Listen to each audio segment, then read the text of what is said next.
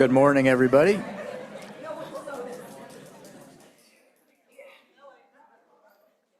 Good morning. It's October 9th, 2025. I'd like to call the board meeting for the governing board of the South Florida Water Management District to order. First is a Pledge of Allegiance, and Mr. Hurley, I'm going to ask you if you stand and lead us in the pledge. I pledge allegiance to the flag of the United States of America and to the republic for which it stands, one nation, under God, indivisible, with liberty and justice for all. Thanks, Mr. Hurley. Mr. Bergeron's on his way. He'll be here in just a second. Vice Chair Wagner's not going to be able to join us today. Mr. Butler, are you on the line? Good morning, Chair. I'm here. Good morning, Mr. Butler. Mr. Martinez? Good morning, Mr. Chairman. I'm here. Good morning, Mr. Martinez. And Mr. Spotswood? Good morning, Mr. Chairman. Good morning. For those of you who are here, I'm going to ask you make sure your microphone is on and you speak into the mic so online attendees can hear you. For those board members who are on Zoom, I can't see you when you raise your hand, so if you want to speak, just call out and I'll recognize you. Members of the public on Zoom who wish to address the board may use the raise your hand feature. If members of the public are having any trouble and need help, please go to our website, which is sfwmd.gov, and click the Ask Us button at the top of the page, and staff will help you. And if you're using a phone and you'd like to comment, please press *9 to raise your hand and *6 to mute and unmute. As a courtesy to others who wish to speak, members of the public are asked to comment only once on each topic. We'll take public comment first from those who are here in person and submitted a comment card, followed by those who raised their hands on Zoom. And now we're going to move to employee recognitions. Drew, you've got 100 years of service awards you're going to be giving us. That's right. That's right. All right. Thank you, Mr. Chair. All right. Our October 2025 Employee of the Month is Mark Niesenbaum, Senior Meteorologist, Meteorology Team.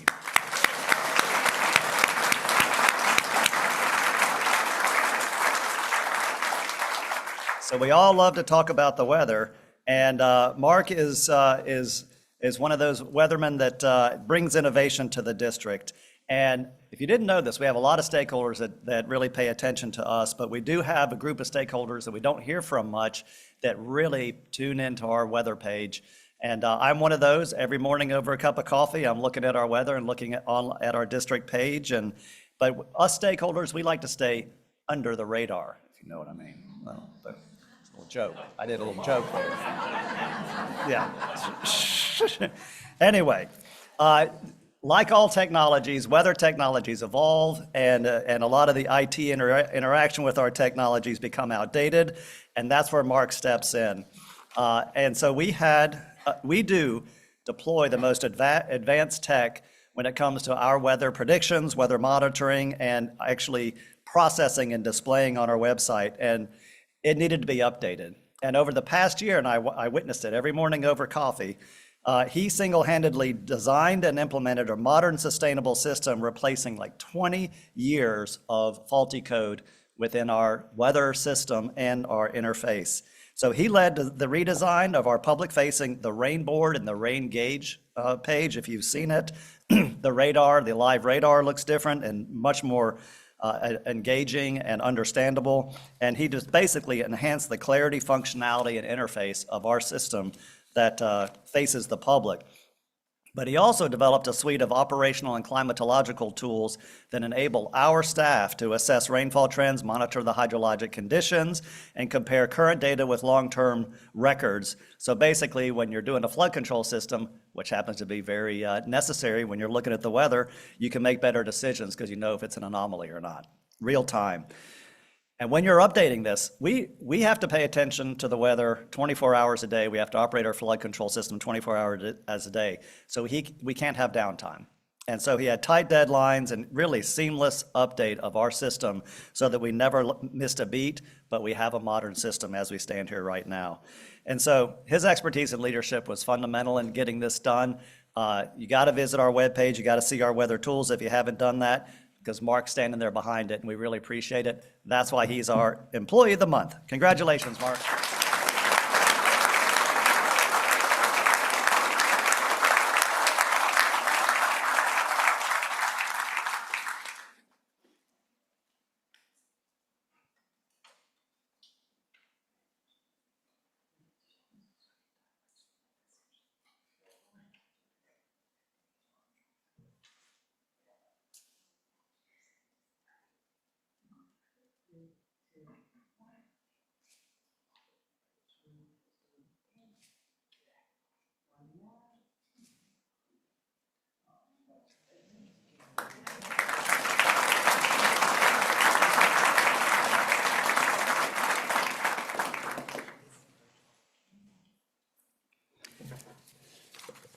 All right, our October 2025 Team of the Month is our FY 25-26 Financial System Budget Preparation Team, which consists of Jose Esquivel, Jocelyn Harris Fitzroy, Lisa Johnson, Jennifer Killian, Johanna Labrada, Julie Maytock, Chelsea Mills Coleman, Anita Noxatam, Michelle Quigley, Richard Sands, Ruth Freimerman Shokat, Delilah Snowden, Lisette Sori, Paul Fritz Tice, Toby Westcott, and an additional contract workers that help us get through this, Madhu Kola, Deepa Raparthi, Solomon Tapita, Kenneth Werner, and Matthew Wing.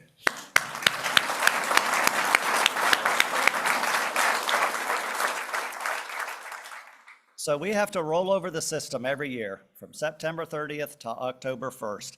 And it has to be done before we open the doors in October, right? And so it's a 12 to 14 hour process with 88 different steps in SAP to close out a fiscal year and start a new fiscal year. And this team has to get it done seamlessly in that amount of time.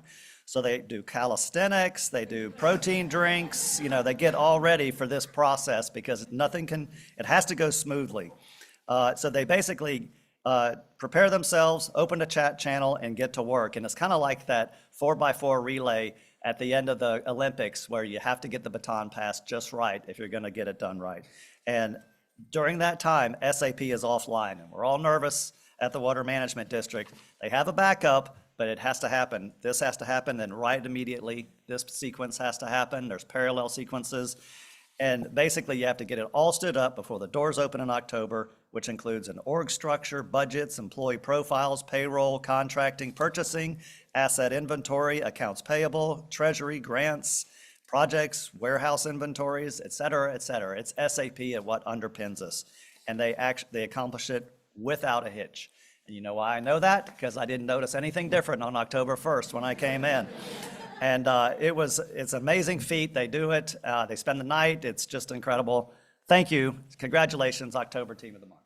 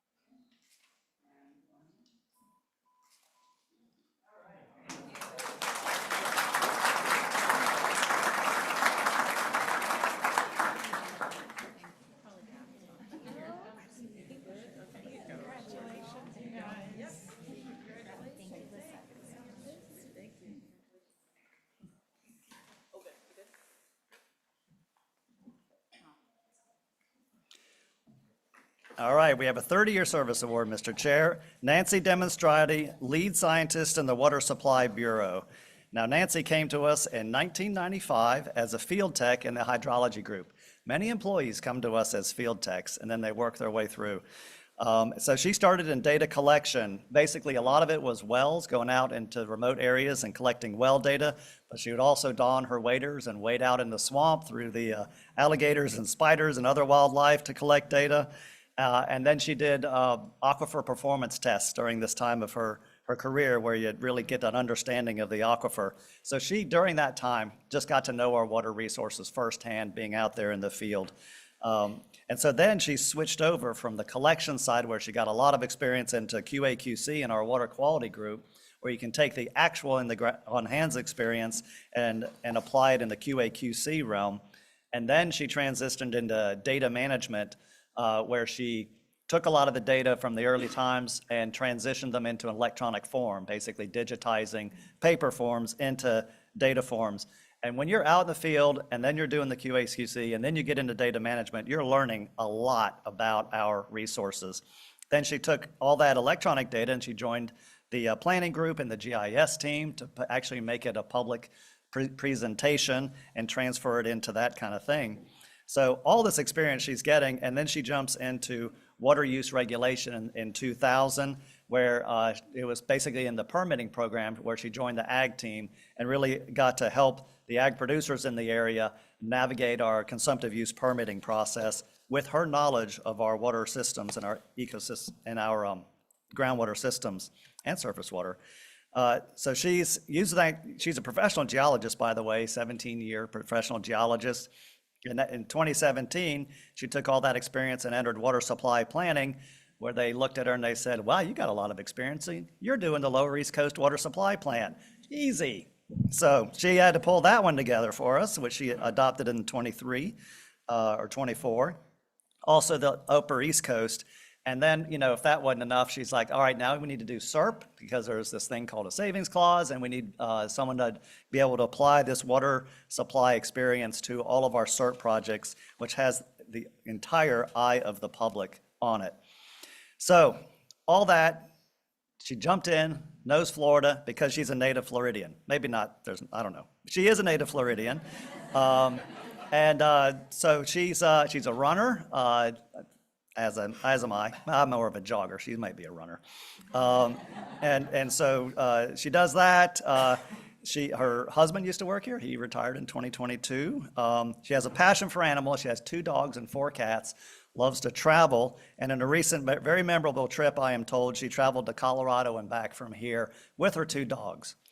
Why she didn't take her 4 cats, I don't know.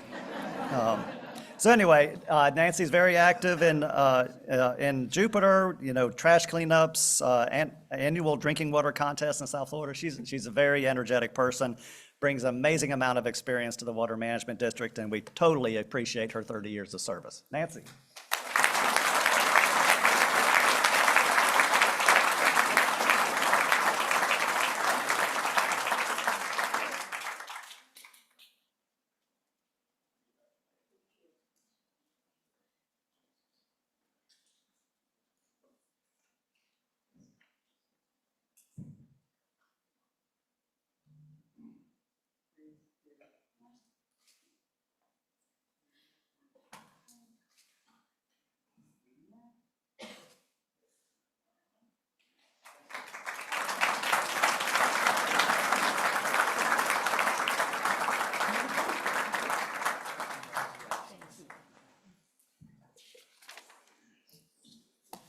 All right.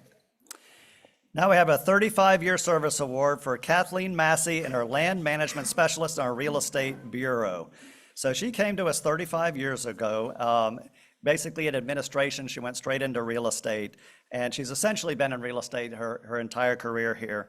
But she went in to basically administer title and closing, doing the paperwork for title and closing. She did take a brief stint in IT where she earned her Oracle Master's Certificate, but she went back to real estate when a closing specialist position opened up, and she became that closing specialist.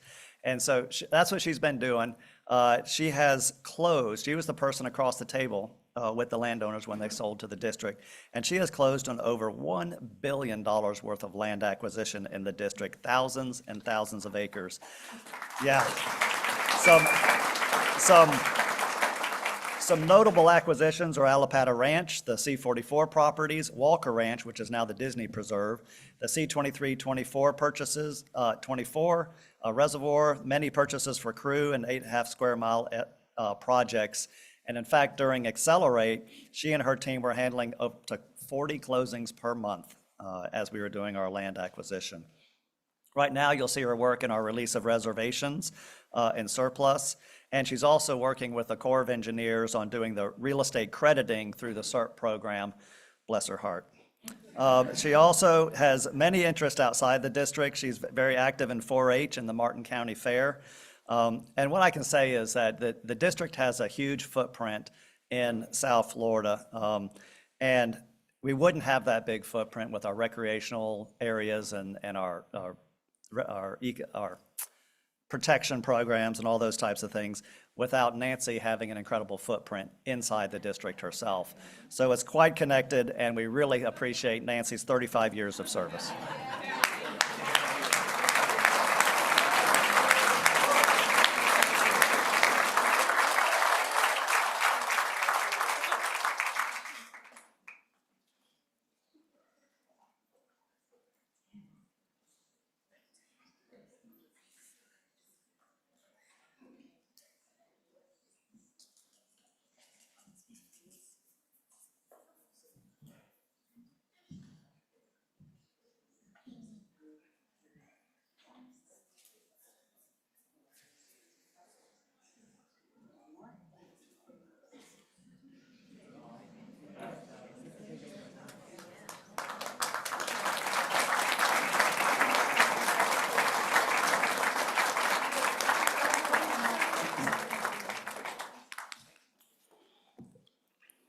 All right, we have another 35-year service award for Stuart Van Horn, Bureau Chief in Water Quality.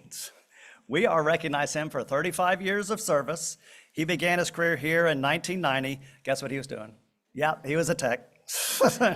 But he was basically in the, where was he? Hydrologic technician, and he quickly progressed into a senior engineer trying to put together the district's hydrologic monitoring network. But then in 1998, he basically moved to environmental monitoring and assessment department. And at that point, he got involved in the federal Everglades consent decree, putting together those water quality monitoring networks, the state and federal permitted mandated monitoring.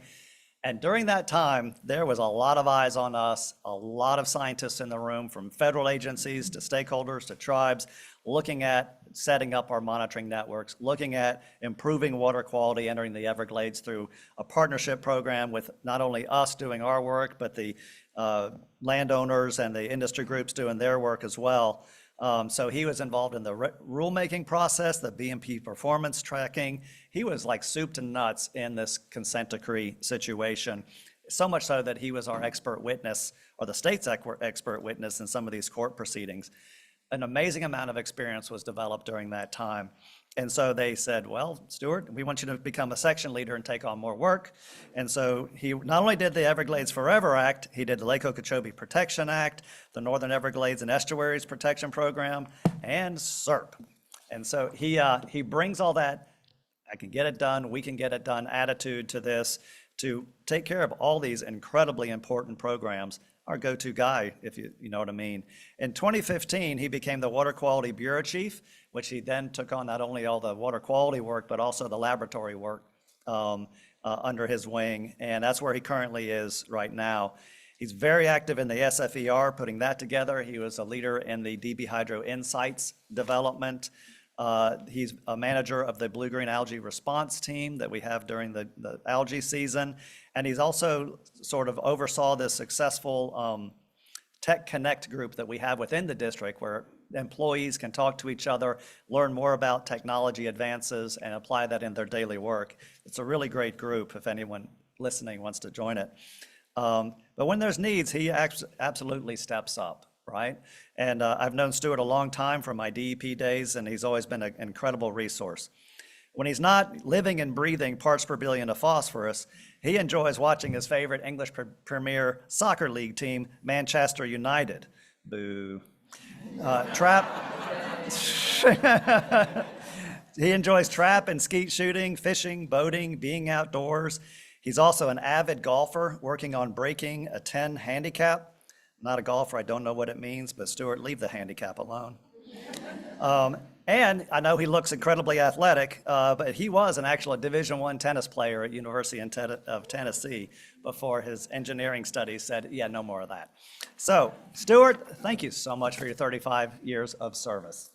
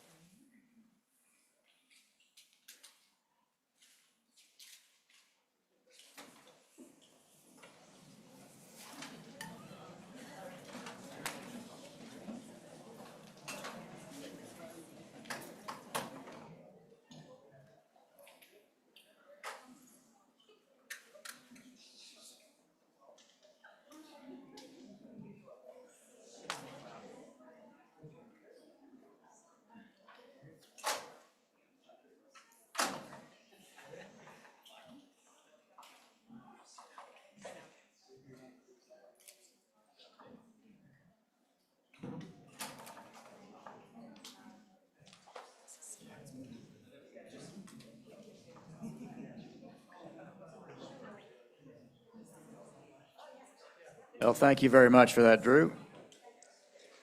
We're going to move to agenda item number 5 now, which is where I'm going to poll the board members for abstentions. I'm going to start with Mr. Hurley. Do you have any abstentions?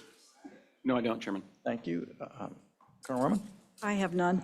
I don't have any. Mr. Steinle? None. Mr. Bergeron? None. Mr. Butler? None, sir. Thank you. Mr. Martinez? None. And Mr. Spotswood? None. Thanks. We'll move to item number 6, which is the Audit and Finance Committee report from Chairman of the Audit and Finance Committee, Mr. Steinle. Thanks, Mr. Chair. So we had an Audit and Finance Committee meeting on the 11th of September. The Treasurer's investment update was through July 31st, and that was that the district continued its strategy of investing all excess cash over $5 million in overnight money market funds with liquid, highly rated, safe assets generating returns of 4.2 as of July 31st. That's been a strategy that we've followed for at least the past year and a half to 2 years. Cash from maturing bonds will be invested into money market funds rather than long-term investments. The committee asked staff to explore opportunities to improve the district's operating account interest rate by reviewing options with multiple banks. We then talked about the investment policy considerations. Jeremy Needfeld from PFM presented recommended updates to the district's investment policy to ensure alignment with industry standards. And one notable recommendation included increasing the maximum allocation for money market funds from 50 to 75% of the investment portfolio to allow for greater flexibility. Mr. Behrens from the Inspector General's office presented 2 reports. The first was the audit of operations, maintenance, repair, replacement, and rehabilitation cost share. The audit found that overall, the district has an adequate process in place to request reimbursements for all eligible OMRR and R-related expenses. However, some improvements are needed to further strengthen the process. The second audit report was the monitoring review of construction change orders with a review period of October 24 through March 25. And that audit found that change orders were within industry benchmarks when excluding outliers, and actual executed change orders were consistent with the governing board authorization. We had an external quality control review of the Office of the Inspector General, and that review concluded that the district's Inspector General's internal quality control system met professional standards and received a pass rating. Our next Audit and Finance Committee meeting will be held on December 11th. That's it, Mr. Chair. Thanks, Mr. Steinle. Does anyone have any questions or comments? Thanks for your report. We had 3 meetings in September. We had the regular board meeting, and then we had 2 meetings for public hearings for fiscal year 25-26 tentative ad valorem millage rates and non-ad valorem tax rolls and tentative budgets. We had 2 of those. Does anyone have changes to the minutes for the 3 board meetings held in September? And if there aren't any, would someone like to make a motion? I'll move to approve the minutes, Mr. Thanks. Chair, all 3 sets of minutes. Second? Thanks. We have a motion and a second. Is there further discussion? Hearing none, we'll call that question. Mr. Hurley? Yes. Thank you. Colonel Roman? Yes, I'm going to vote yes. Mr. Steinle? Yes.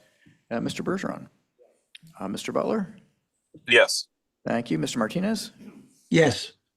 And Mr. Spike? Thank you. That passes unanimously. We'll go to the Executive Director's report with Mr. Bartlett. Thank you, Mr. Chair. Well, it's been less than 3 months since the governor signed that landmark agreement with the Department of the Army on July 18th, and we've been pretty busy. We've already had a groundbreaking at the Blue Shanty Flowway. The Corps hosted a ribbon cutting for the inflow-outflow canal at the EAA Reservoir, and today you're considering approval of the pump station contract to get the pump station going for the EAA Reservoir. That is fast action by agencies, and it's really good to see and very exciting time. I have been working with the Corps on the acceleration of the embankment at the EAA Reservoir. I can assure you they are very hard at work at that. Right now, they're in the process of putting together the funding package to expedite that construction to get the project done in 2029. And I just want to appreciate all the stakeholders that have made those calls or traveled to DC to encourage and express support for this accelerated timeframe. So I also wanted to give you an update on the Mid-Hawthorne Aquifer. I believe I have a slide, but so back in May, we did impose water use restrictions for using domestic wells to irrigate in an area of Cape Coral that is seeing this challenge. What we've seen is the aquifer rebound. I would say we're not out of the woods yet. It would be best to get above the minimum development level that we have on this slide. So we're continuing to have those restrictions in place. We meet routinely with the city and the county to make sure that we're well coordinated. The city is expediting their line distribution for use of potable water from their water treatment plant, which gets them off of their private wells, which is the issue. So things are progressing. This is the status where we are, but right now we are keeping the restrictions in place and we'll continue to monitor that issue. We do have, you have before you, and we've put it out for the public, basically our flyer that we put out about annually talking about how we manage invasive plants to protect our environment. And as you will see in here, we use various different methods in our integrated pest management program, like burns, hydrologic restoration, physical removal, and herbicide use, and natural predators are a lot of the tools we use. In fact, on the consent agenda today, you have the funding for the natural predators, where it's a lab run by the USDA that looks for species that can actually eat these exotic plants and be safe for our environment. It's an incredible research facility that we really have funded, and it makes a difference in our control of exotic invasives. Part of this flyer also, 6 years ago, you did set a goal for us to reduce our dependency on herbicides by 25%. And I'm happy to report, as it's shown in the data here, that we have more than achieved that goal. We have reduced it 42.6% at our herbicide use. And a lot of that is because of these other actions we take, like mechanical removal. While we don't do the aquatic management in Lake Okeechobee, we do a lot of it in our canals because that has to be free from these exotics so it can convey the floodwaters. So we have deployed booms to collect it and then mechanically removed it. And over these 6 years, we've removed 181,000 cubic yards of vegetated debris in our program. That is about 20,000 dump truck loads. We have 30 dump trucks, so you can do the math. I mean, it's a lot of work to remove all this debris. And the last thing I'll point out is that we do have the best thing to do with our lands is to get to maintenance, so you don't have an exotics invasion. And that really reduces the dependency on all these different methods and really saves the district money. We do have efforts in Picayune, Loxahatchee, and Abiaki Prairie to try to get these areas to maintenance control. It's best for the environment. It is ecosystem restoration. And so we do have a big investment in trying to get it there. I'm proud of our land managers because they do a yeoman's job, and they've been bringing this innovation to really help us do the best we can at protecting our environment. So that's on the table out there for stakeholders, but you have it here. As I close, I just want to recognize that we did lose Pete Quashis over the last week, who is an incredible Audubon advocate. He was in other groups as well. And I've known him since my DEP and EPA days, and he's always been there, being extremely encouraging and engaging when it comes to environmental protection. And I know he will be missed, and I just wanted to recognize him before I close. Thank you, Mr. Chair. Thanks, Mr. Bartlett. Does anyone have any questions or comments for Drew? Mr. Steinle? Quick comment, Drew. So, I think most of us have been on the board for 6, 7 years now, 7. And I think this was the herbicide, question was one of the first things we tried to dig into. That's right. And I know we've sort of, at stages, at various periods throughout the 6, 7 years gone through this. And I mean, we've been very committed to a reduction and focus on, of herbicides. So this is really helpful. It sort of continues the trend that you guys have shown us, which is great. And are we planning on doing these types of reports on some type of scheduled basis? Yeah, I envision it this time of year, Once a year? Yeah. Okay. Yeah, this is when most of the data comes in around now and as we close out the fiscal year, so we could do it. That'd be great. Yeah. Yep. Thanks. Thank you, Mr. I will move now to a general public comment. If you're here to comment on a specific agenda item, we ask that you hold your comment until we reach that item on our agenda. This comment period is for general comments not related to agenda items. Public comment on consent agenda item is 12 on the agenda, and public comments on discussion agenda items will be heard after the presentations and the discussion. The public had an opportunity to provide written comments prior to this meeting. We received one e-comment. Board members were provided copies of that, and the e-comment is included in the meeting packet posted on the district's website. Molly, do we have general public comment? We do, Mr. Chairman. We'll begin with Newton Cook, followed by Benita Whalen.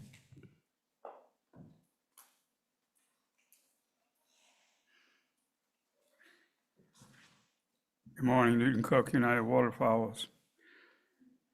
I met Pete Quashis in this very room, something close to 20 years ago.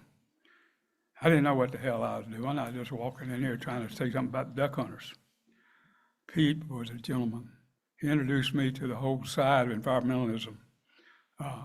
He and Ted Guy from Stewart. And I can't say enough, he's been ill for a number of years, but he was an important person here back in those days with this council. There's 3 agencies responsible for Lake Okeechobee. The Corps of Engineers more or less is the lead because they control the levels, the flows in and out. The FWC has a big part of Lake Okeechobee because they take care, theoretically, of the wildlife. And the district has a role to play, more of an advisor, but still a big role to play in Lake Okeechobee. 50 years. 50 years. And today, Lake Okeechobee is considered the dirtiest lake in America. That's failure. I can't point the finger at this group because this started 50 years ago. But this group can begin at least the recovery of Lake Okeechobee. On October 16th in this room, by accident maybe, there's going to be a meeting from the FWC on Lake Okeechobee. The Corps of Engineers should have a meeting every year, probably in Clewiston, on Lake Okeechobee. 2 items on the agenda. What's the status of the lake today? And what are we going to do about making it better? And each of the 3 agencies need to make a presentation. Now, I'm not sure all 3 agencies will make a presentation on the 16th, but this is a precursor of what needs to be done to start the restoration of Lake Okeechobee, because we're certainly spending billions of dollars to restore south of the lake, building miniature Lake Okeechobees. We need to put together this commission and have these meetings, 3 meetings a year, and have one objective. What are we going to do to get Lake Okeechobee off that list as the dirtiest lake in America? Thank you. Thank you, Mr. Cook. Next, we'll hear from Benita Whalen, followed by Caitlin Newcamp.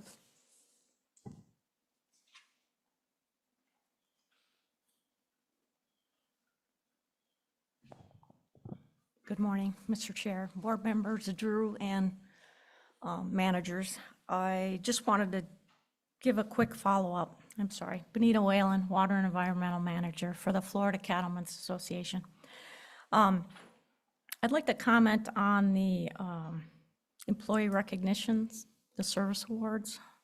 I just want to, Drew had to say about their expertise and experience. They also provide excellent customer service to the public. I just want to say they follow up, follow through with information and great support. So that's the primary reason for my comment, that we are very appreciative of staff providing great public assistance.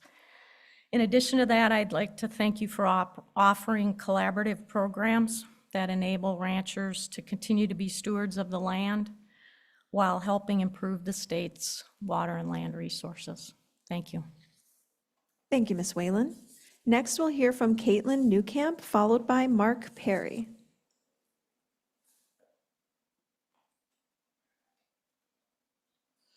Good morning, Chair and board members. Thank you for the opportunity to comment. Caitlin Newcamp with Audubon, Florida. So I want to just touch on 2 consent items that are related that contain projects supporting storage and water quality goals in the Northern Everglades and Caloosahatchee watersheds. First, we want to mention that we strongly support the continuation and expansion of the Rafter T Ranch, a public-private partnership. This is a known partner with a great track record. Dispersed water management projects like this provide cost-effective and immediate storage that helps meet basin management goals while reducing harmful runoff to Lake Istapoca and Lake Okeechobee. The project's expansion, more than doubling its annual storage and nutrient removal capacity, demonstrates the success of this model and its value to the broader Northern Everglades Restoration Program.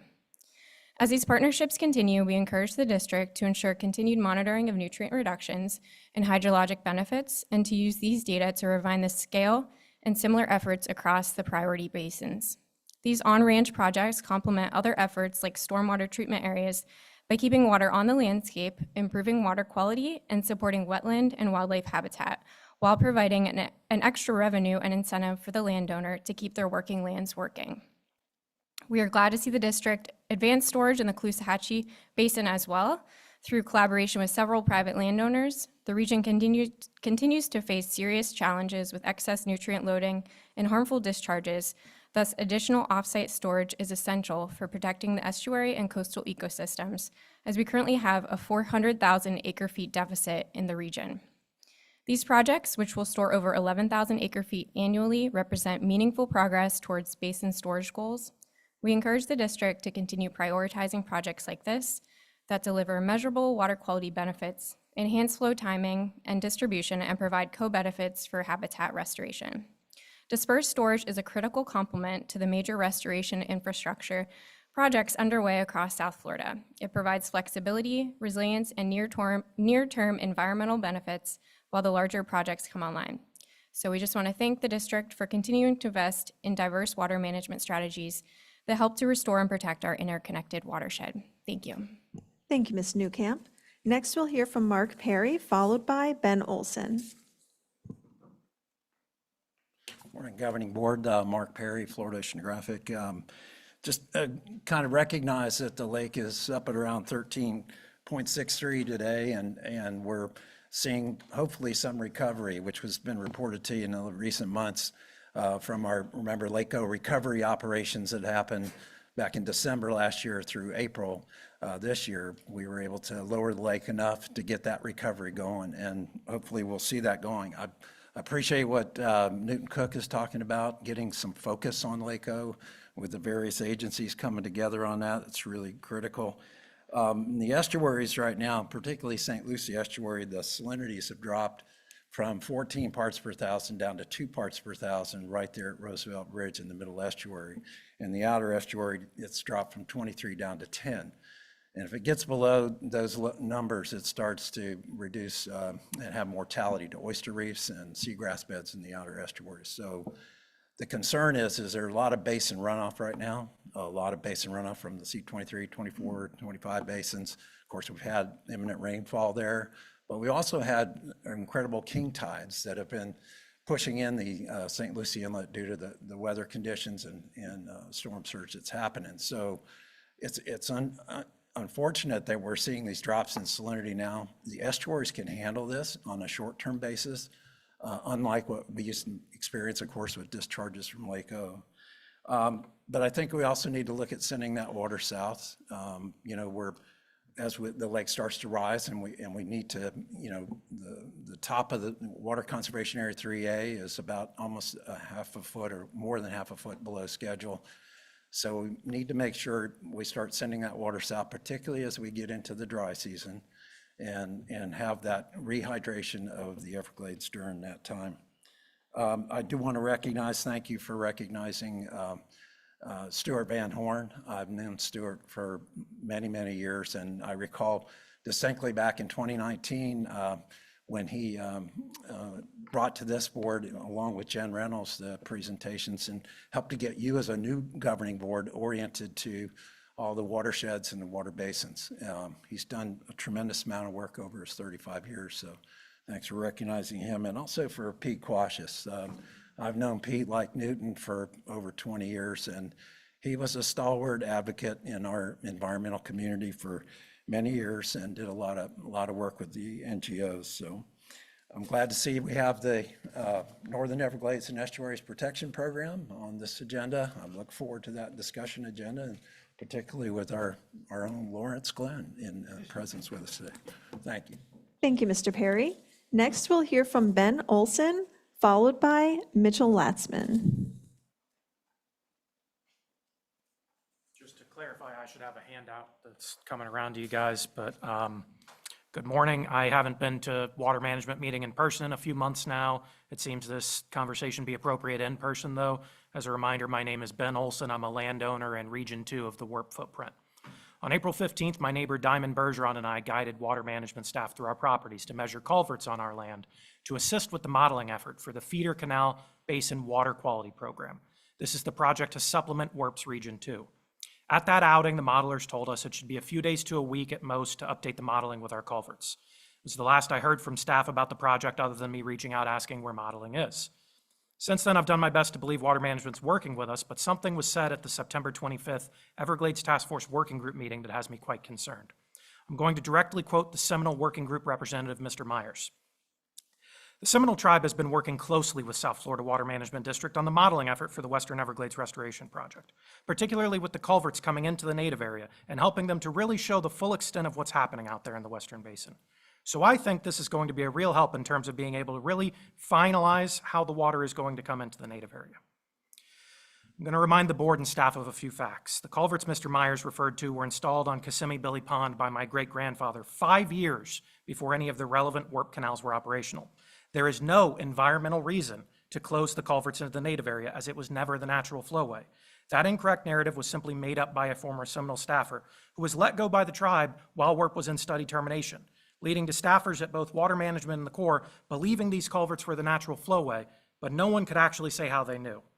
This governing board promised to include landowners in all discussions, and I'm so grateful for that. The last time we were invited to a meeting was March 6th, and the last time we were engaged was April 15th.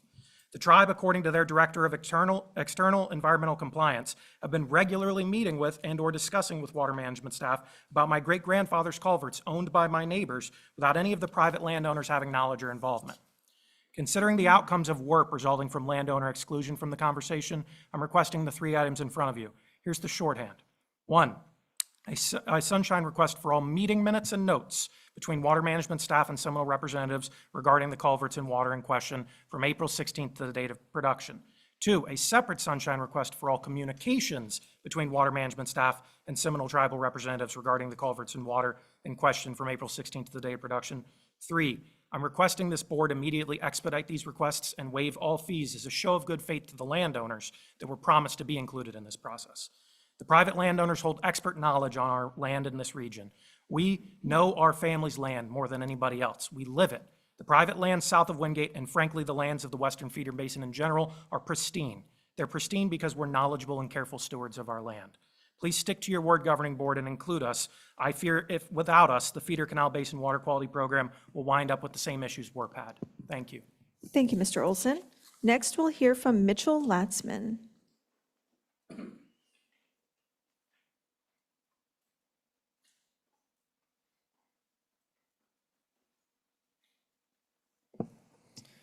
Good morning, governing board members and staff. My name is Mitchell Latzman, Science and Policy Analyst for Friends of the Everglades.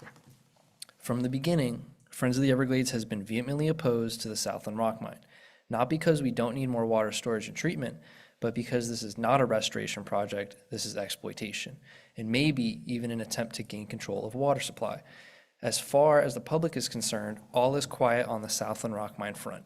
We haven't heard any recent public updates on a project that at one point was so urgent, letters were being sent on holidays. Many are wondering where the project currently stands, but it still needs to go through district approval process to be a water resource project. However, mining could potentially start before then, a threat that deserves public attention from this governing board. It seems as though a key part of restoration strategies has been abandoned. What happened to connecting Lake Okeechobee directly to STA 56? Not only would it be tremendously cheaper and simpler to just connect Lake Okeechobee directly to STA 56, but it would also take a lot less time than the 40-plus year Southland well. Lake Okeechobee is a very large storage entity on its own, and last year's recovery operations made it perfectly clear that more pathways south are needed to effectively lower lake levels while avoiding discharges to the northern estuaries. Isn't that the whole goal of Everglades restoration? The Southland Rock Mine may have gone quiet for now, but we remain very concerned and believe it needs more scrutiny from this governing board and the public. Don't fall for Big Sugar's promises. They already sued over water rights in the EA reservoir. We can't let them make a possible water grab and threaten the EA reservoir with 40-plus years of blasting. It's clear from projects like the Southland Rock Mine, Everglades Detention Center, and other harmful proposals that the Everglades are under attack. We need to be rescuing the river of grass, not exploiting it. And with soil in parts of the EAA quickly disappearing via subsidence, the area of Southland included, it is critical we prioritize land acquisition for real restoration projects. That should be our focus. Thank you. Thank you, Mr. Latzman. Mr. Chairman, we have no hands raised on Zoom and no additional public comment. Thank you very much all for your comments. We'll move now to a board comment, and I'll start on my right with Mr. Bergeron. Thank you, Mr. Chair. I'll be brief on this because you hear me every meeting, but we're making great progress. I want to compliment Drew and our whole team on the Tamiami Trail connecting for the first time since 1915. The 2.5 million acre feet of water that we started 25 years ago, moving south, stopping seagrass from dying in Florida Bay, stopping drowning of approximately over 5,000 animals in the Central Everglades. I am so excited about where we're at and how we're going to connect the barriers that are left to move this water south. I think it's important that we accelerate the Blue Shanty. I know we're starting a project, great presentation there, Drew. But the balance of the Blue Shanty, in my opinion, needs to be accelerated. And west of the L-28, across the Tamiami Trail, one of the largest dams in the world, I know our staff is moving forward with final designs for all the culverts necessary, that all the water that flowed southwest naturally by gravity, we can accomplish under the Tamiami Trail and under Loop Road. When we finish the Blue Shanty and the western side, for the first time in 110 years, we will not have a cumulative backup in the Central Everglades, drowning wildlife, and seagrass dying in Florida Bay. And I apologize that I bring this up at every meeting, but the greatest benefit that we will see on everything that's been built over 25 years, we'll start getting that benefit. We'll get the benefit of the bridges, the benefit of the road that will be finished in March of next year, elevated, where we can raise the L-29. I want to compliment the Corps. I want to compliment the Park Service, U.S. Fish and Wildlife, Department of Interior. DOT is intricately involved in this as well. DEP, FWC, 4 federal, 4 state agencies. And Drew has put together with our staff a critical path schedule. December, we should have the emergency deviation in place. And I would say within a year, the operation of the S12A and B and 343A and B and 344 will not close except on a condition base. Condition being water higher in the central than the compatible with the environment and the wildlife, we're not going to be cutting off that natural flow, which is unnatural to start with. And I know I sound like a broken record, I got to admit it, but I just see, I see light at the end of the tunnel, and I don't think it's a train, okay? And all of these projects that have been built over 25 years north of the trail, even the new EAA reservoir that will allow to send water south. The trail has to be done to send anything south. And the whole key here is, for the first time in 100 years, in a century, that the inflows of about 8,000 cubic feet per second to reach the 2.5 million acre feet, with 60% on the east side and 40% on the west side, will happen. And we're getting really, really close. And I just want to keep up my fellow board members up to par. This will be the biggest benefit that we've ever seen over a 25-year period once that connection happens. And I really want to compliment our staff, because Drew has put together a critical path where every project, whether it's a tower, an airboat tour, raising the Osceola camp, all the little barriers that have to be completed when the road's completed. Otherwise, we're still not getting the benefit of over $1 billion worth of infrastructure we have built over 25 years. And I just want all our stakeholders to see what we're doing. And that's why I repeat myself a lot, but I think it's so important for all of us to understand this. One other thing, I know there's going to be a lot of planning and conversation in the future on Western Everglades. I will be abstaining from any voting on the Western Weir portion. I did officially send a letter out in January of a conflict because I live in that area. But I do reserve the right under the statute which allows me to participate with my opinion on these matters. I will be abstaining, and it reads, "You are not prohibited by section 112.3143 from otherwise participating in these matters." And I have followed the statute. I think my opinion, living in this area, I've been in that area for 3/4 of a century. And I think my opinion is important, and I will be abstaining from voting. And as we proceed forward, I think it's important that we have workshops and that we respect the tribes and we respect the private property owners. We respect our public lands and the Big Cypress Preserve. And the number one stakeholder in all of this at the end of the day is the environment. Truly restoring that area, not destroying it, but restoring it. And any stakeholder that's proposing something that would destroy the environment, that can't happen.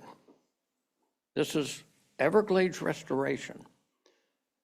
And the wildlife out there and God's landscaping and the beauty of all of that is the number one stakeholder. So I do recommend that we have workshops with all stakeholders, private property, tribal, our public lands, the Big Cypress Preserve. And no stakeholder should be asking for something that would destroy the environment. That's when you draw the line. And I look forward to participating in this. I will be abstaining from voting, but I think it's important to be transparent. Be transparent with the public, with public workshops. That's how you come up with a solution that the environment's number one, and you show respect to private property and the tribal and our public lands. This is a big step, and I look forward to participating in it, and I will be abstaining from it, but I would like to see all groups together, not separate meetings. Bring everybody together, and let's discuss these solutions and come up with the right thing for the environment. Thank you, and I apologize for talking so much, but I can't help myself. Thanks, Mr. Bergeron. You never have to apologize. Mr. Steinle. I think the only comment I would make is, I support the right of Ron to sort of, comment on these, just in particular on these WERP issues. I think it's absolutely valuable to hear his and others like Ben's opinion. And, the reason we're all up here is because of the law of unintended consequences, almost 100 years ago. And we're trying to fix that. So we want to, if there's any risk of in fixing something, creating another problem, we want as much input as possible. I think we're on the right path from what I understand, but that local participation, insight, and advice is always really important. Thanks. Thanks, Mr. Steinle. Colonel Roman? Yes, thank you, Mr. Chair. I think I'll start off by commenting on the agreement between the state and the Department of the Army. I've stated before in some of our meetings about how pivotal I think this agreement is to the Comprehensive Everglades Restoration Program. This historic agreement is going to be seen as an important marker in our progress to restoring America's Everglades.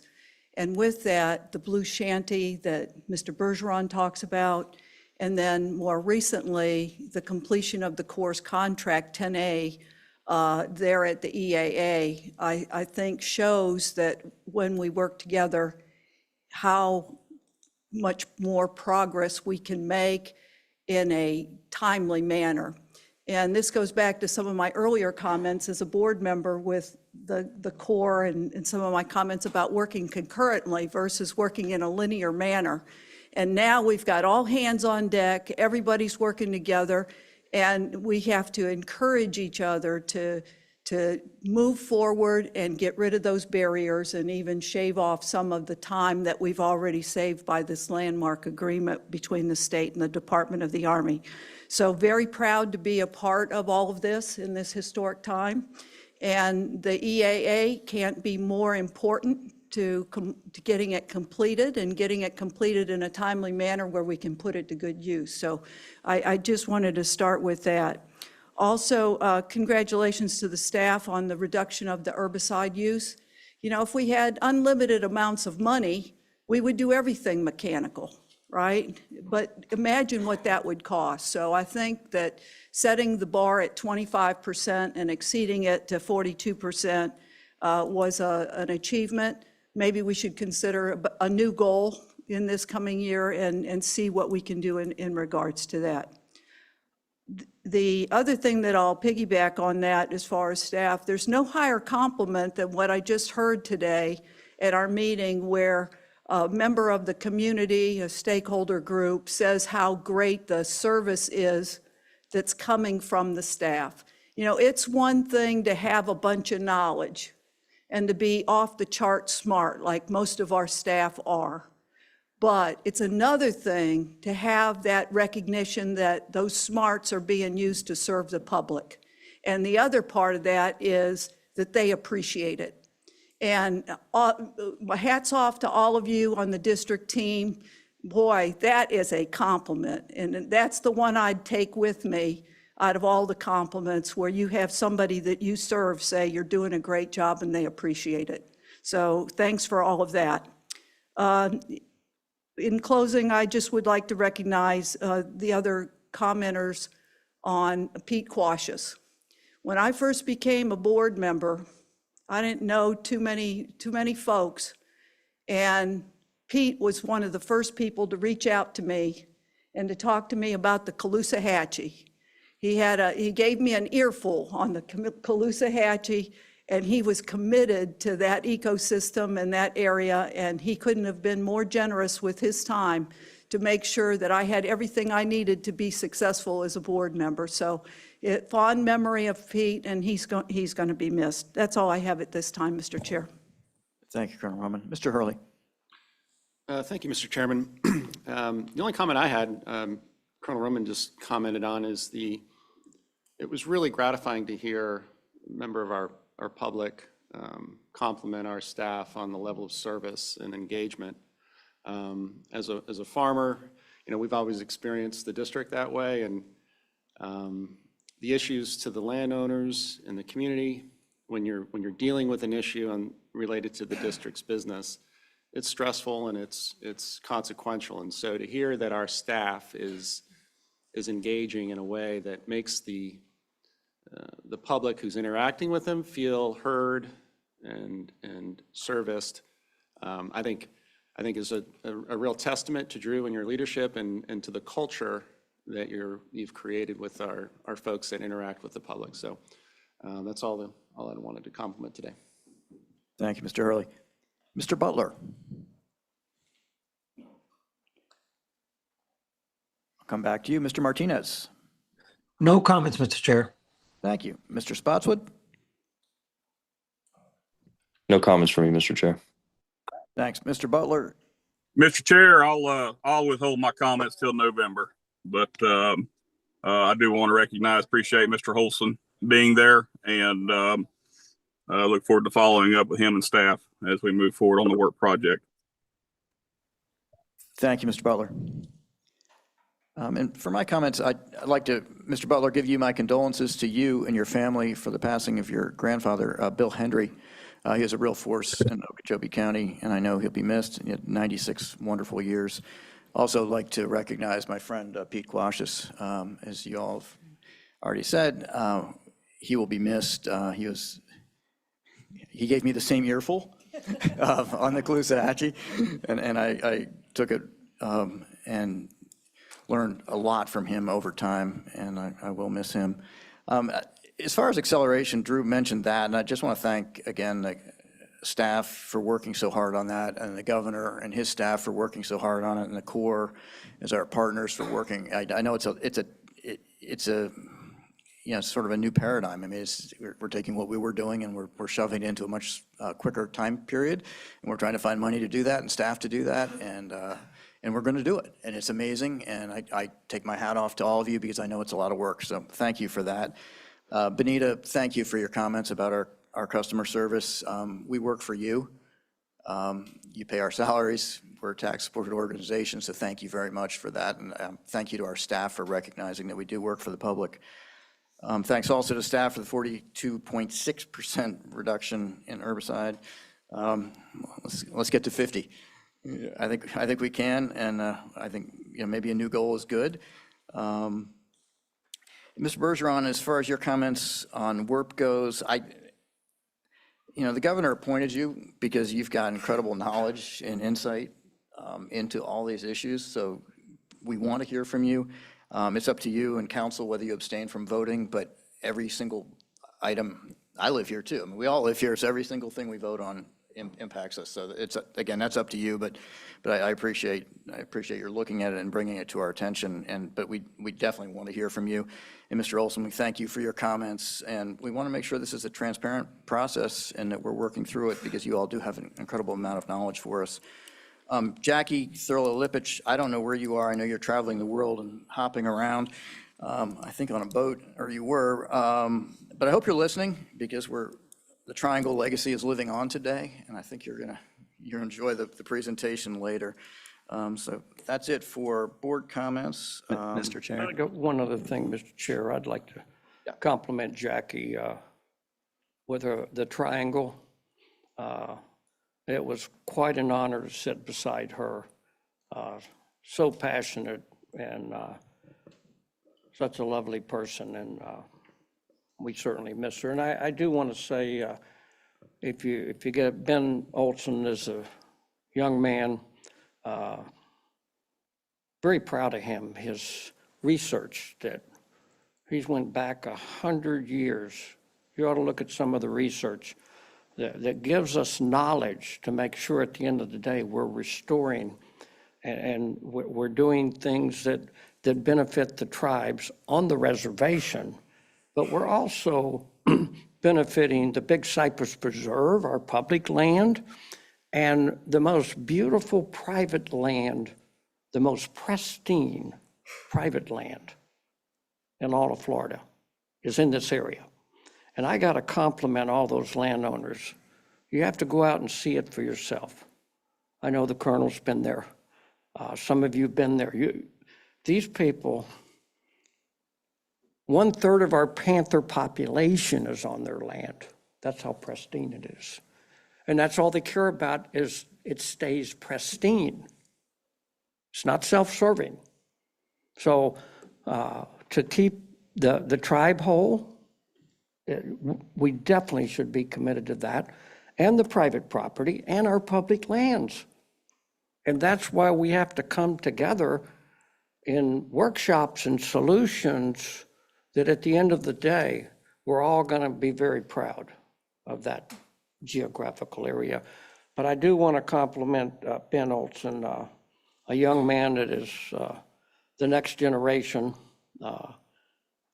has really done an awful lot of research, and it's really interesting too. So I hope the board will read a lot of this research. It'll help us make good decisions. And thank you, Mr. Chairman. Thanks, Mr. Bergeron.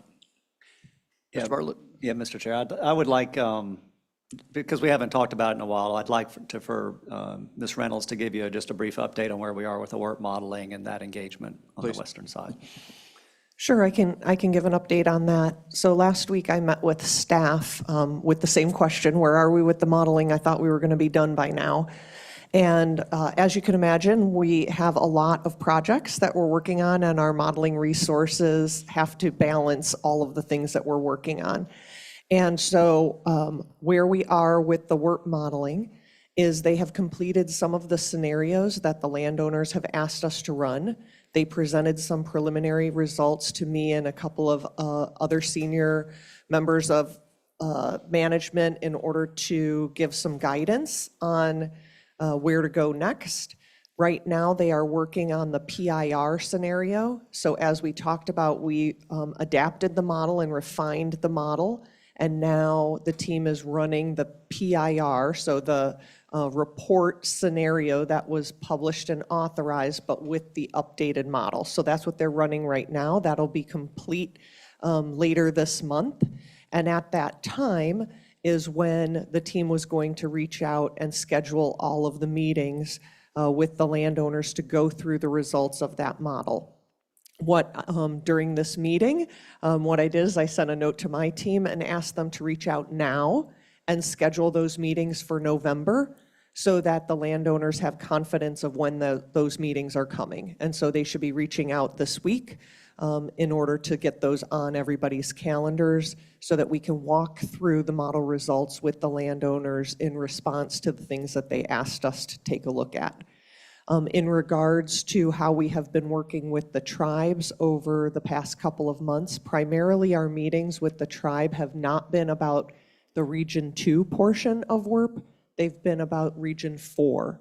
We have been meeting with the tribes about the culverts that are along the Tamiami Trail, 11 Mile Road, and Loop Road, because those we are in design right now, and we want to make sure that we get those right. So we have been meeting with both the Miccosukee and Seminole tribes, as well as with the Big Cypress National Preserve and Everglades National Park, to get their input as we go through the specifics about the wildlife crossings and the culverts on those Region 4 features. And so we have been having a series of meetings with them about that. Well, thank you for the update, Ms. Reynolds. Appreciate it. I have a little comment. Bergeron? I think that's extremely important down Oil Road, since we're putting the 3 new culverts in that allows water to flow southwest into Lossman Slough and onto the 10,000 Islands. The 40% of 2.5 million acre feet will not have a cumulative backup on the Big Cypress, on the Central Everglades, the Miccosukee. And I'm really want to compliment the staff for proceeding forward with the design and the modeling. So across this 80-mile road, which is a dam, that is the last piece that will allow water to flow and not cumulatively back up, like I had said earlier. I think that in the Western Weir portion that you're working on with your modeling, I think the thing to keep in mind, and it's on every PowerPoint, is that the Big Cypress is a rain-driven system. How do we deal with the water that's coming from the agricultural part of the Western Weir to the north, coming down Lard Can, coming down Mary's Ditch, water that's being pumped to have dry land for agriculture is not rainwater. When you get to the Wingate Canal, everything south of that is rain-driven. And on every PowerPoint that I've seen, we do recognize that the Big Cypress is a rain-driven system. So the point of it is not taking the same water that's going down the interceptor, and that's a great part of Western Everglades, is to backfill the interceptor, backfill the L28, slow down the water flow, the current, to the oozing river of grass. That channel has created a plume south of Alligator Alley on Central Everglades, which is public land, and Miccosukee, that plume. What we have to resolve is, once we backfill all of that, we don't want to just transfer the plume, the same water, and create a plume on the north end for billions of dollars. We got to figure out the water quality to be clean to put and move south, which our staff is doing a great job on that.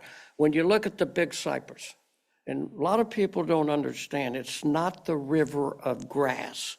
It's not ridge and sloughs for hundreds of miles with about 5% uplands, which are, they call them deer islands today. They're really Indian mounds built by the Glades One Indians 10,000 years ago, and they're refuge for fur-bearing animals.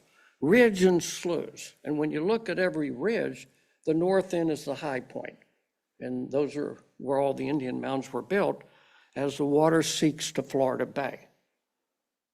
It's the environment of the Big Cypress is a pocketed 50% uplands, 50% wetlands, and every cypress dome, 360 degrees, is pine islands and oak heads. It's a very diversified habitat. That's why you have about 1,500 bears running around and approximately 230 panthers. The last sustainable population of panthers.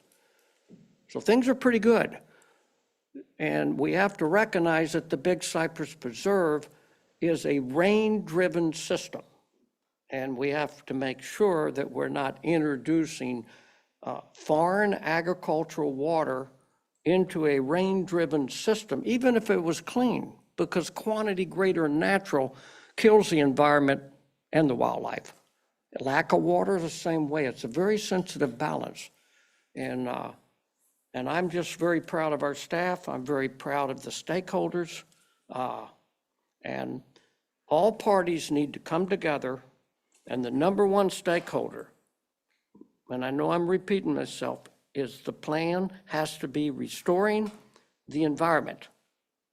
And any of the stakeholders, and it doesn't matter if it's a private property owner, a tribe, anyone that's proposing something that would destroy the environment is where we have to draw the line. And I know we can do that together, but I think it takes workshops and all parties to communicate these solutions. And at the end of the day, we'll truly be restoring that part of the Everglades, truly destroying. So thank you, Mr. Chairman. Thanks, Mr. John. We're going to move on now. Does any board member want to move any item from consent to discussion? If not, is there any public comment on consent? We do, Mr. Chairman. We'll begin with Caitlin Newcamp.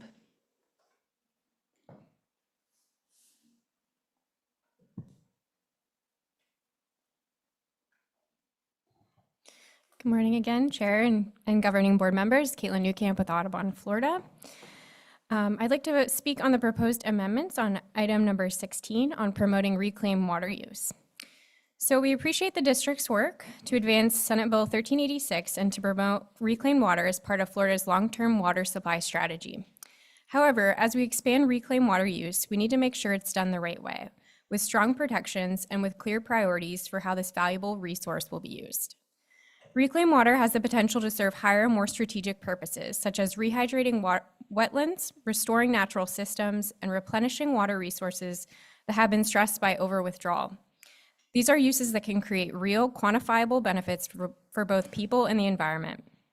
So we urge the district to ensure that any project qualifying for extended permit terms demonstrate a clear net water supply benefit, increasing available water resources, improving efficiency, or enhancing recharge capacity, so that efforts to address supply shortages truly strengthen Florida's long-term water security.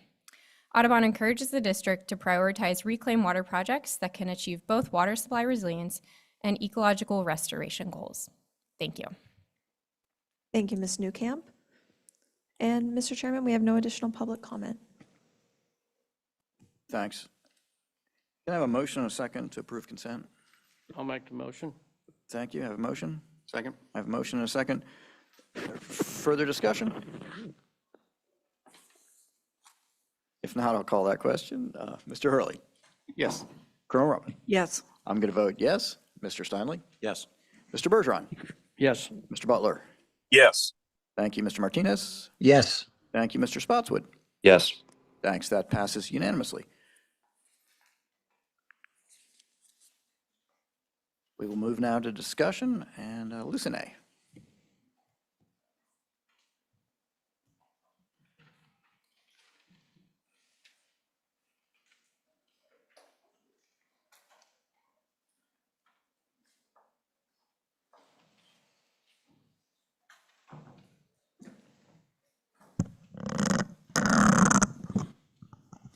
So good morning, Mr. Chair and fellow board members. Super excited today to bring this project to the board. This governing board item is for the inflow pump station construction contract for the Central Everglades Planning Project EAA A2 reservoir. And so of the 4 phases of SEP that was broken down into the EAA North Phase, South Phase, and New Water Phase, the EAA is really the keystone feature in this overall plan. We are modifying canals, we are moving water and opening up, being able to pull all that water south, but the ability to store water in a reservoir and then treat it before sending south is really key. And so with this, with all the other reservoirs that are either in construction, completed construction, or in planning to go into construction, we're looking north, south, east, west, and this really is a key feature to moving water south. And so here's a closer look at the reservoir and STA property. As a reminder, the plan includes improving the North New River to bring an additional 200 CFS, and that work is under construction and will be complete in 2026. And then we have the first phase of the Miami Canal improvements, which will improve that canal to deliver an additional 1,000 CFS to this reservoir STA property. The first phase is under construction, and the second phase is a future contract. So as you know, the STA work is complete. The Corps is building the reservoir. It has 3 construction contracts, and the first one, the Io Canal, had its ribbon cutting in September, which is amazing. We're very excited about that. And the rest of the contracts are underway. And so the item for today is the 623 inflow pump station located here. It's a 4,600 CFS pump station, bringing in flows from both the east and west. And then the last contract that we will be executing is this seepage pump station that will be located in this approximate area, and that is currently under design. So again, showing you all the work we've completed. We really started this work back in 2019. We started piecemealing and trying to move projects forward. We started with a contract on a haul route, which haul routes are very important if you're going to start building big projects. So that was 2019, 2020. We started canal clearing for the STA inflow outflow canal. Then we started in 2020, from 2020 to 2022, we built the inflow-outflow canal. So that is along this stretch here. So that work was completed in 2 to 3 years. And then we executed the STA contract in 2021, and we had a ribbon cutting for this back in '24. In addition, we executed the North New River.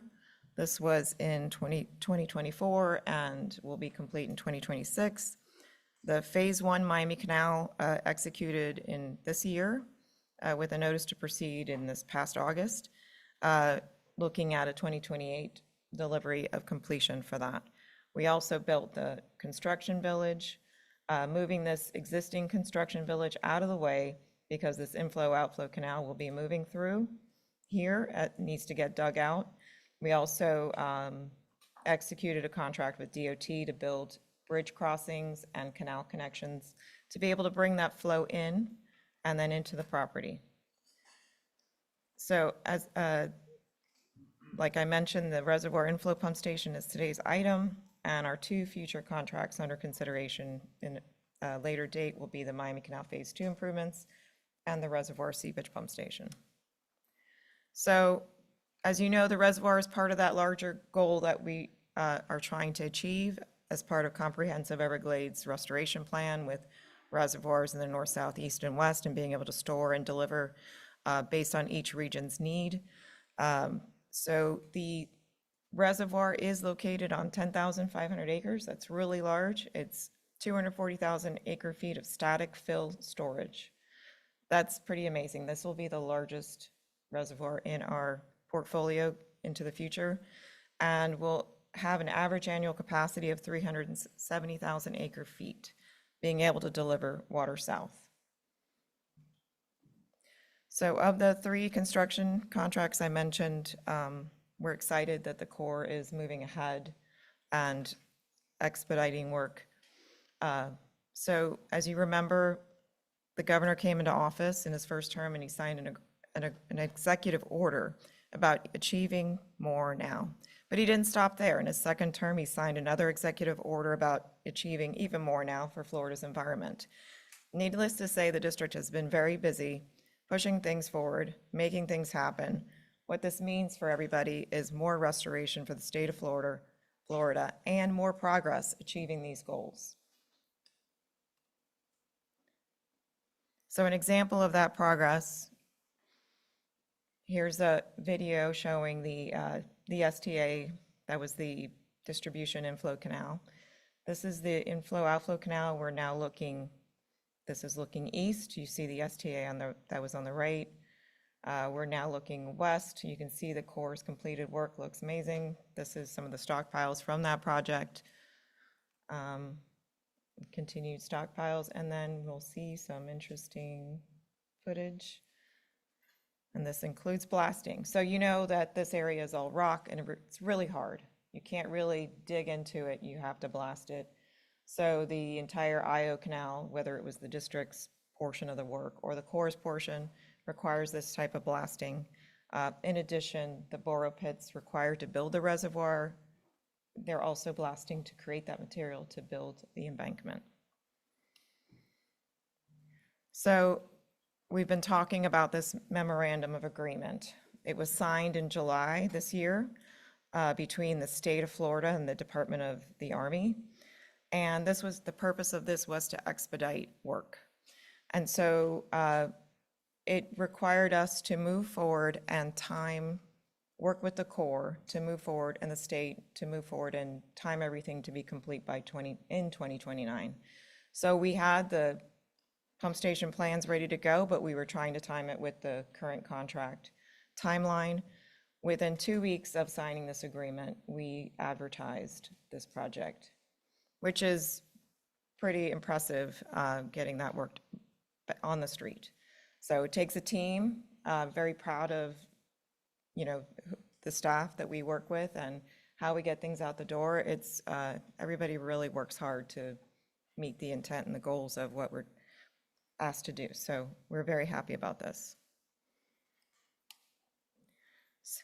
So the scope of the pump station, as I mentioned, 4,600 CFS pump station.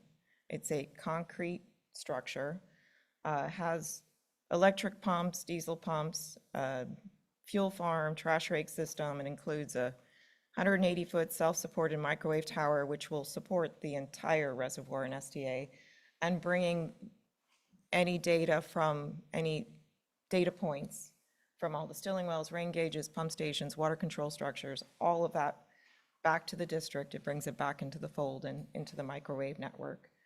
The scope also includes tying into the recently constructed seepage inflow and outflow canals.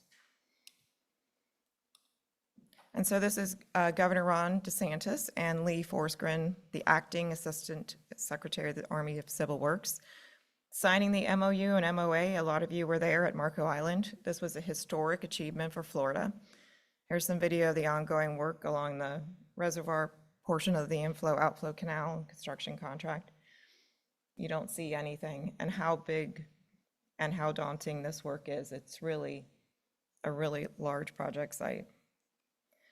So, and to sum up why CEP is important, we like to show this graphic because we want to show that it's working, and the work that we've done to date and the modifications we've done to operation plans, working with our partners, federal, state, local.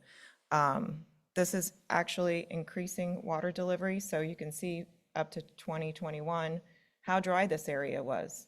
And now you can see in blue that we have deeper depths and we're actually hydrating the areas that we want to hydrate, including Shark River Slough here and Taylor Slough. And so this means more water, more restoration, and to help nourish the Everglades and send water south to support the health of Florida Bay. And to support the delivery of the EA reservoir, we have a resolution requesting approval for Harry Pepper to construct this inflow pump station in an amount of $389 million. This includes additional efforts to construct access roads and improvements to help bring in thousands and thousands of trucks. Additional material laydown areas as needed, if required, possibly expanding the construction village for increased staffing for that MOA 2029 delivery. Possibly a base camp facility for out-of-state personnel.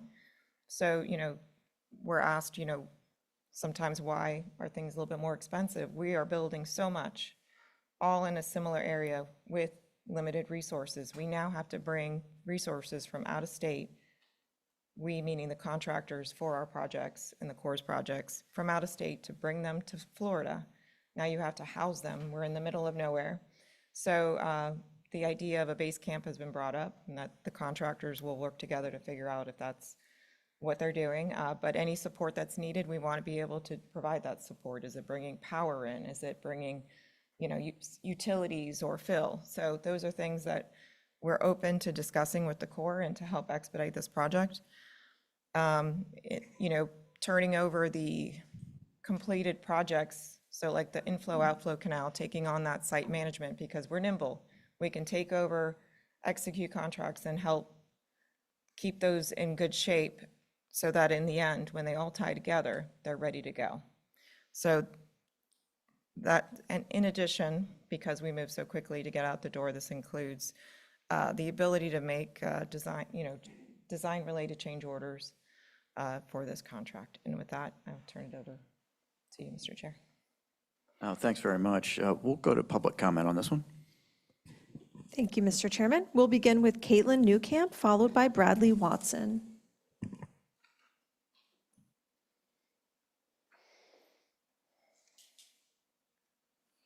Hello again, and thank you for the opportunity to comment. Caitlin Newcamp with Audubon, Florida. So Audubon strongly supports the continued progress on the Everglades Agricultural Area Reservoir and appreciates the district's leadership in advancing this critical project in partnership with the U.S. Army Corps of Engineers. The EAA Reservoir and S623 Pump Station are cornerstone components of this comprehensive Everglades restoration plan. Together, they will dramatically improve the quantity, timing, and distribution of freshwater flows to the Central Everglades, Florida Bay, and Everglades National Park, helping reduce damaging discharges to the northern estuaries and reducing the natural flow of clean water south. We commend the state and the district for working to accelerate the project timeline to 2029.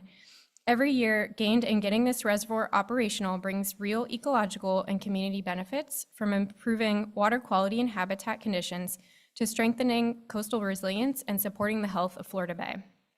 As construction proceeds, we encourage the district to maintain close coordination with the Corps to ensure that project sequencing, water quality treatment, and operational planning stay aligned, and that environmental safeguards are built into all phases of the work. Audubon, Florida is encouraged by this momentum and appreciates the board's continued commitment to delivering it on time and to the highest environmental standards. Thank you for your time. Thank you, Ms. Newcamp. Next, we'll hear from Bradley Watson.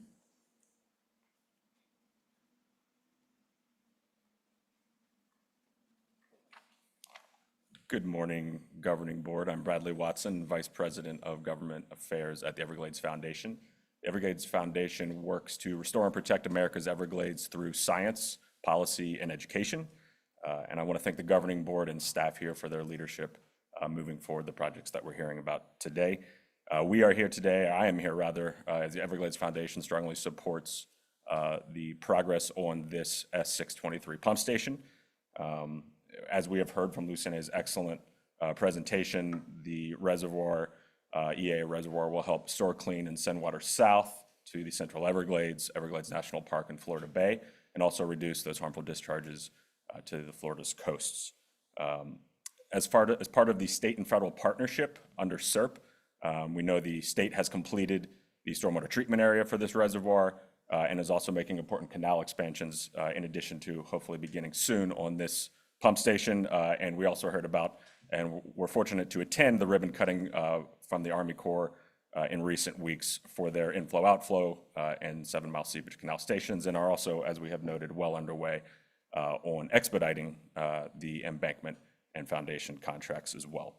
It has been collective leadership and funding to this date that has supported the significant progress and momentum that we're hearing about, and now this partnership is doubling down through the MOU to expedite this progress. So it will require continued support from Governor DeSantis, the Florida legislature, as well as the administration and our bipartisan congressional delegation in Washington. The Everglades, America's Everglades, are a $1 trillion asset, and it's important projects like the EA reservoir that can help maintain and continue to grow that impact on Florida's clean water economy as well as our national economy. So thank you again for the opportunity to comment here today in support of this item, and we look forward to working with you as we see continued progress for the EA reservoir as well as SEP in its entirety under this recent MOU. Thank you. Thank you, Mr. Watson. Mr. Chairman, we have no additional public comment on this item. Thanks. We'll go now to the board for comments or questions. Mr. Bergeron. John, the reservoir and the ability under the savings clause, the reservoir is water supply, agriculture, and water for the Everglades. When the water that's going to move south out of the reservoir, does it have the ability to spread across the whole area of the Central Everglades and be able to move south, ridge and sloughs, as it enters the Central Everglades, the connections? I see we got one that connects to the North New River. And is there other connections that allow that water to spread across? I know we have a canal on the south side from US 27 to the Miami Canal, but we want water to spread across every ridge and slough all the way to the L28, to the far west. Correct. So That's so important that as the water enters the Everglades, it can connect to all the ridge and sloughs? Right. You know what I mean? The short answer, Mr. Bergeron, is yes. When you look at the graphic that's on the screen, you see the red and white dots that go across right at the bottom of where the Everglades agricultural area meet the Central Everglades there at 3A where Lucine has her cursor. That's the SEP North project, which is currently under construction by the Water Management District. Yeah. So once all of those features are complete, then that is the exact purpose of those features, be able to take all the water from the reservoir and be able to redistribute it across the northern face of 3A, both east to west, and be able to move it all the way up into that northwest corner of area 3A to be able to hydrate those lands. And then sheet flow back to the southeast as it moves down through the Central Everglades and into the park in Florida Bay. Yeah, so it can flow ridge and sloughs all the way across, probably, 40 miles Correct. in width to connect to every ridge and slough, which is the lowest topographical elevation. So we keep the ridge and slough formation all the way down to Florida Bay. Yes, sir. Yeah. Very good.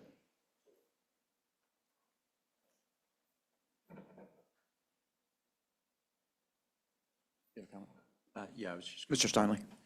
I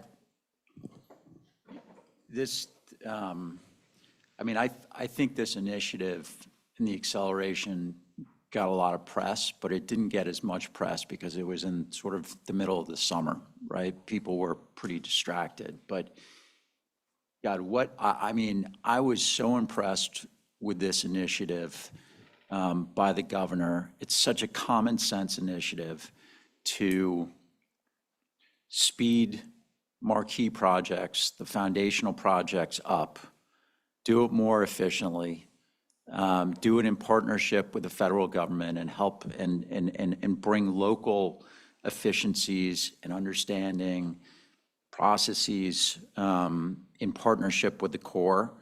I'm just disappointed I wasn't at that signing because I just think this is sort of an indication of the great approach that the governor and his team and the district and the Corps has had together.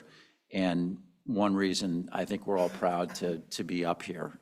So this is, this ties in, this is such a key component of, Ron, what you said in terms of the whole comprehensive project list. And this chart, which you have up, is great. I love this chart. I mean, this is what we've already achieved. And, we'll do even more and have an even greater impact with progress like this. So I just wanted to thank the governor. I want to thank the staff. Thank you guys for getting this RFP out so quickly. The one question on the briefing, and probably worth just spending a little bit more time on, the additional 5% is unique in this situation. And it's not something that we typically do. And I think you, Lucine, gave a good explanation of the purpose of that being to continue expediting. We might need expansion roads, we might need housing and everything like that. And so I think it's just helpful for the public to understand that, and that the typical process is to come back to the board with change orders of significant size. In this case, it allows you guys to continue working very quickly and within the parameters that obviously we're still involved with in setting. So I just thought, we might want to highlight that. Thanks, Mr. Steinle. Mr. Hurley? From a slightly different approach, obviously the scale of this initiative is enormous. We haven't really discussed the economic or employment benefit of how many folks are going to be engaged in this process of actually building this. I mean, it's sort of putting you on the spot, but it's no small thing. Once it's ramped up, between all of the construction and the Corps' contracts and our contracts, there's, at any given day, there's likely to be 600 people on site working. That's great. Thank you. Thank you, Mr. Hurley. Listen, I have a quick question for you. What was the timeline for this before? So we were looking to time it with the 2034 or 31. I'm trying to, I'm sorry, I was still thinking about Mr. Hurley's question. What was the question again, sir? the timeline to finish the original. When were we going to finish this pump station if we hadn't accelerated it? Oh, Just the pump original timeline for the completion of the pump station, we were syncing up with the completion of the reservoir. So it would have been 2034. Okay. That's fantastic. Thanks. Are there any more questions? I have one. Yeah, go ahead, Mr. Bergeron. I do want to thank the governor and all our legislators, and at the ribbon cutting down at for the Blue Shanty recently. I was so impressed with the governor and how much he knew in the details of the importance of the Blue Shanty. I didn't mention that to you, Drew, because I was very anxious to speak myself, knowing a lot about civil engineering, 60 years building, winning worldwide awards on civil engineering and construction. But the governor said everything that I would have said. It was really interesting how much he knows and how dedicated he is, and our legislators, to what we're doing. And I just wanted to put a very high compliment to our governor. I remember bringing him in the Everglades in 2018, and I could see his eyes, I could see that, and one thing he said to me, this journey is protecting my children as well and future generations. And boy, he has certainly stepped up to the plate, along with our legislators, to allow us to have these opportunities in Everglades restoration. So thank you, Governor DeSantis. Thanks, Mr. Bergeron. If there's no further discussion by the board, is there a motion?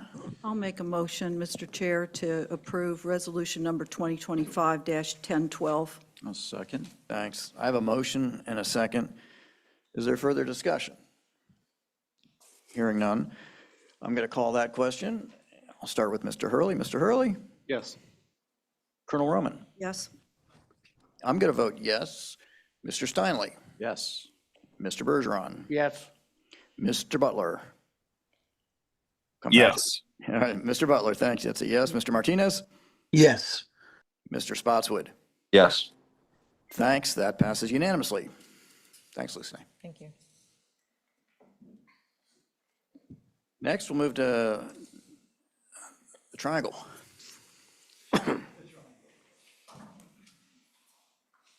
I guess it was a pyramid last time, but Triangles are hard to set up on the desk, so. So, Mr. Chairman, thank you for the opportunity to bring this item to the board. So this is not a voting item. However, I don't want anybody to get distracted thinking about other things, because there's a lot of really exciting updates that we're looking forward to providing to you today. So how this item is structured is I'm going to start the update, and I'm going to give you an update from the district's perspective. And then we have Lawrence Glenn here to give an update from Florida Department of Environmental Protection, and also West Gregory from the Florida Department of Agriculture and Consumer Services. And so we have all three members of the coordinating agencies to give updates on the Northern Everglades and Estuaries Protection Program. So what is the Northern Everglades and Estuaries Protection Program, aside from a mouthful and a long acronym that often has the last P dropped from its acronym? But it is, the purpose of this program is simply to protect and restore our surface water resources, right? And so how do we do that? We do that through a series of activities that improve the hydrology as well as the water quality of the entire Northern Everglades system. And the objectives include not just reducing nutrient loads, but also looking at lake stage ecological envelope, how the lake is managed as part of how these three watersheds work together, how the estuary salinity targets are part of that, the freshwater interface with our estuaries, and also the minimum flows and levels for the associated water bodies that are part of this greater system. And we do that through the activities that are inherent to each of our agencies. And so DEP is going to give you a greater update here in a minute, but they manage the basin management action plans, which are the framework of how we get this work done. And then some of the BMPs fall under DEP. FDACS has primarily everything to do with agricultural producers. And so they are going to talk about BMP enrollment, but also projects that they have that are part of how we work together to achieve these goals. And then the Water Management District, we produce the watershed protection plans. This is really the series of milestones and projects that allow us to make progress on that broader framework of goals. And so we produce that watershed protection plan, and then we also do the research and water quality monitoring that help feed those watershed protection plans. And those watershed protection plans are science-driven plans.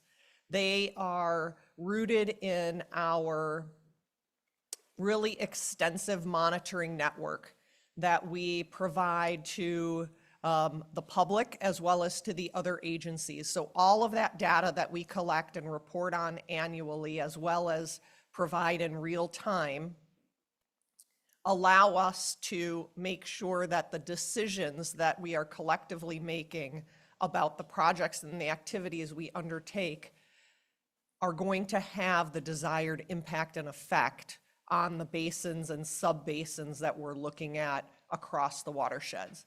And we produce reports and assessments and evaluation, as well as provide the data annually in our South Florida Environmental Report.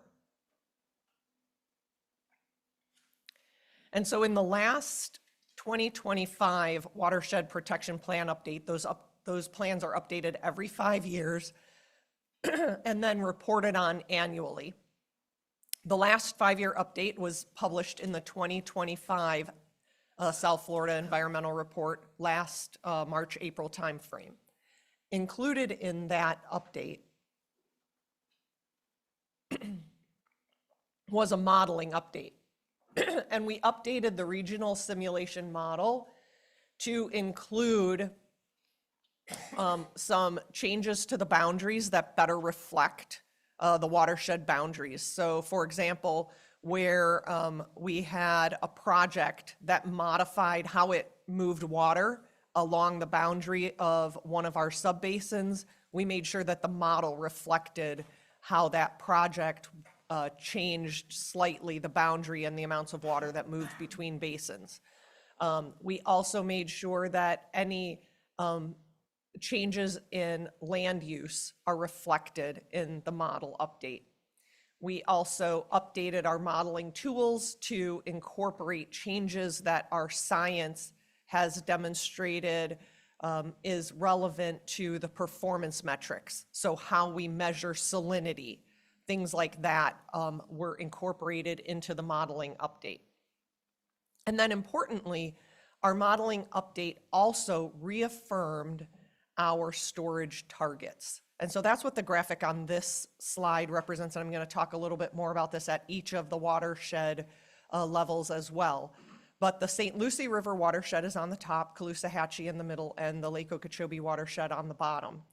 The green, the dark green, are existing and operating projects. So that's the amount of storage in our existing and operating projects. The lighter green are our planned projects, projects that are currently in design and construction. And then the orangish, yellowish color are projects that are ideas, conceptual projects, or not yet identified project needs for additional storage to meet the verified storage targets that are necessary in order for us to achieve our goals for storage and water quality that help us to reduce the loads to the downstream receiving water bodies. So I'm going to talk a little bit about each of the 3 watersheds. We'll start with Lake Okeechobee watershed.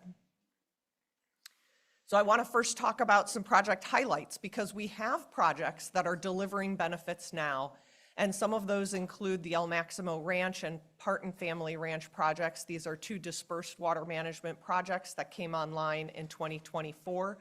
And so the 2025 update included their initial performance, and we will be providing the 2025 water year data in our 2026 South Florida Environmental Report, which goes out for draft. Portions of it are already on our website in draft, and the rest of it will be published in draft for comments starting the first 2 weeks of November.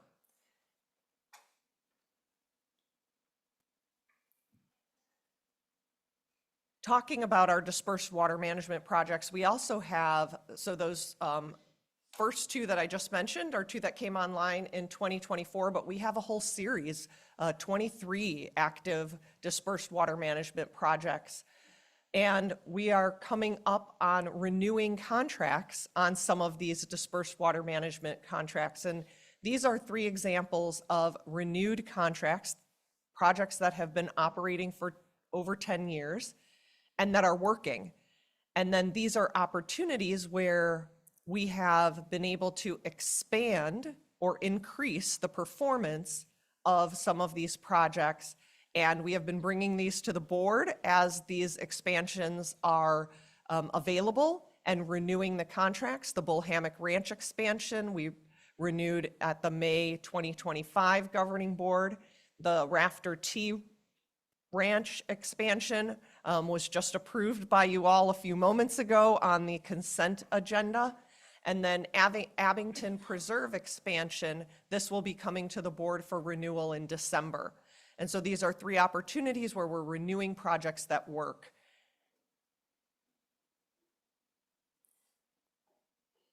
We're also doing a significant amount of work on aquifer storage and recovery. This is underground storage where we have piloted putting water into the aquifer and then when water is available, and then recovering that water and delivering it to the natural system when water is less available.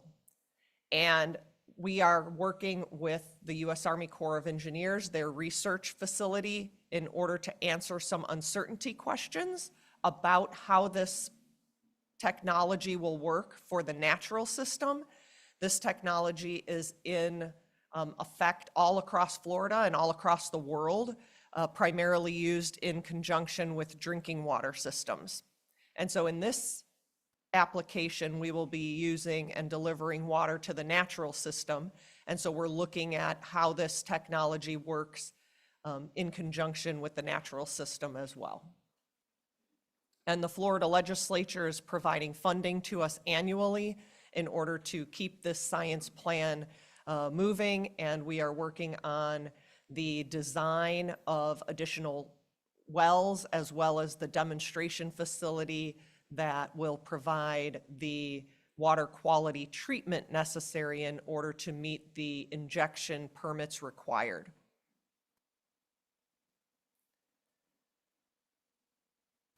This project is the storage reservoir north of Lake Okeechobee. So this was approved by Congress in the 2024 Water Resources Development Act, and we are currently working on the design of this project as we also start looking at land acquisition opportunities in order to get this project moving.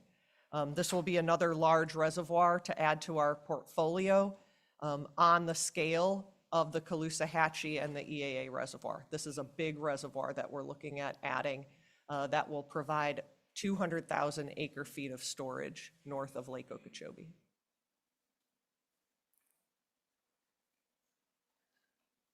A couple of months ago, we talked about the Lower Kissimmee Basin Stormwater Treatment and Recreation Area. This is a water quality treatment facility north of Lake Okeechobee. We have this project currently in negotiations. In fact, we are scheduled to meet with EIP tomorrow to talk about negotiations, putting this contract into a more conventional design build format for the contract. And so we're in negotiations for that. And I will continue to give you updates on how those negotiations progress as we move forward.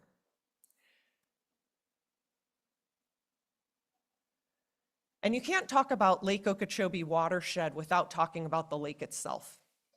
And so we know that getting the water right, moving into the lake is important, but also working on the lake itself is important.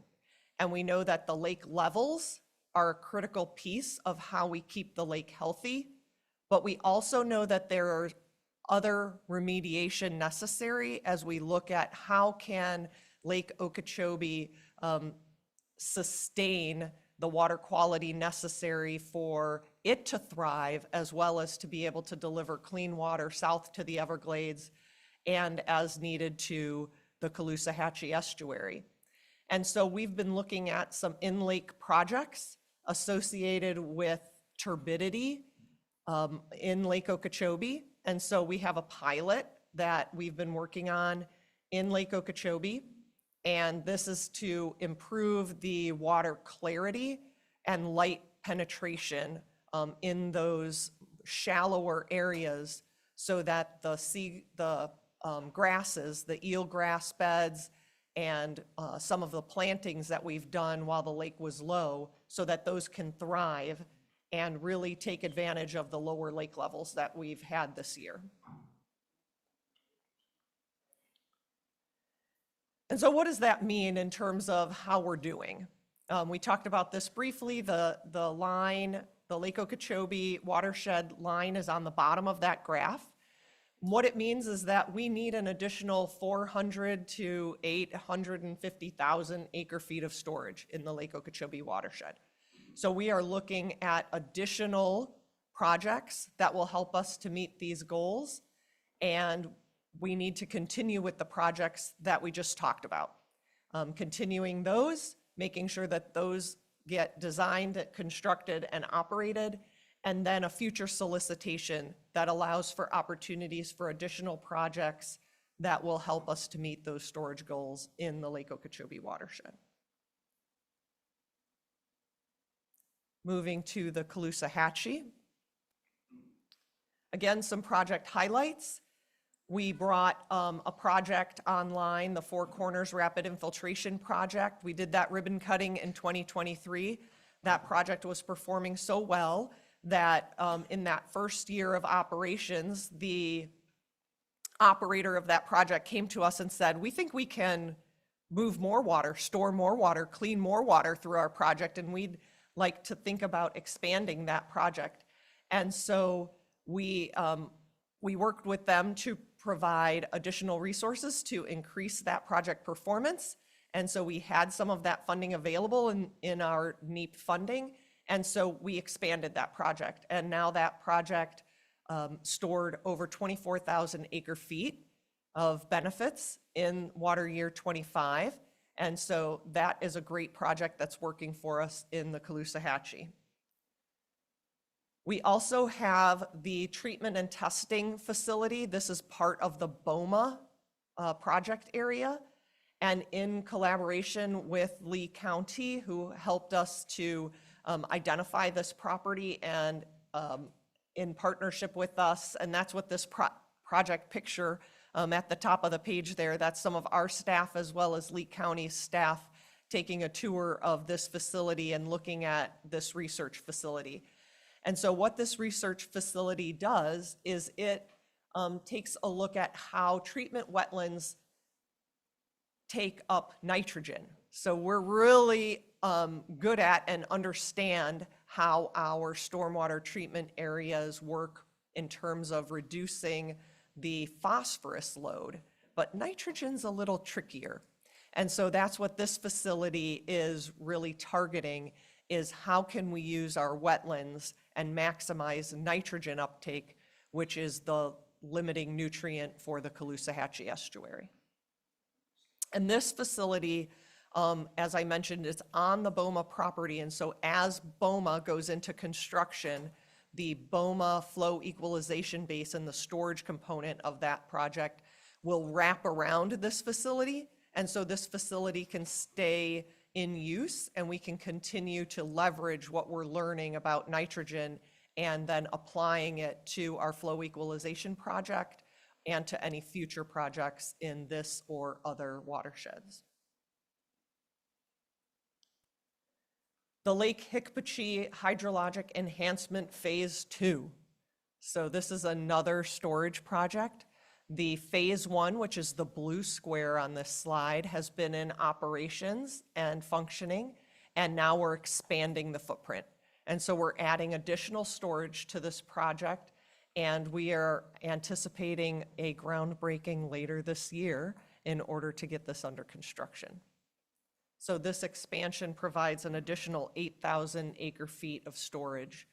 So this is a great addition to the Caloosahatchee River watershed projects. And of course, you can't talk about the Caloosahatchee without talking about the C43 reservoir. So this is the big lift that gets us nearly half of the storage needed in this watershed. And so as this is moving into the OTMP period and we are filling this reservoir as water is available, this storage really takes the big chunk of the storage needed in the Caloosahatchee River watershed. And so you can see on this graphic that it's half of that bar, right? That's the Caloosahatchee River watershed statistics. And we need about 400,000 acre-feet of storage. The C43 reservoir gets us nearly halfway there with some of the other smaller projects that we have, but we still need 200,000 acre-feet of storage. And so you approved us to enter into negotiations for 3 additional projects. That was on your consent agenda today.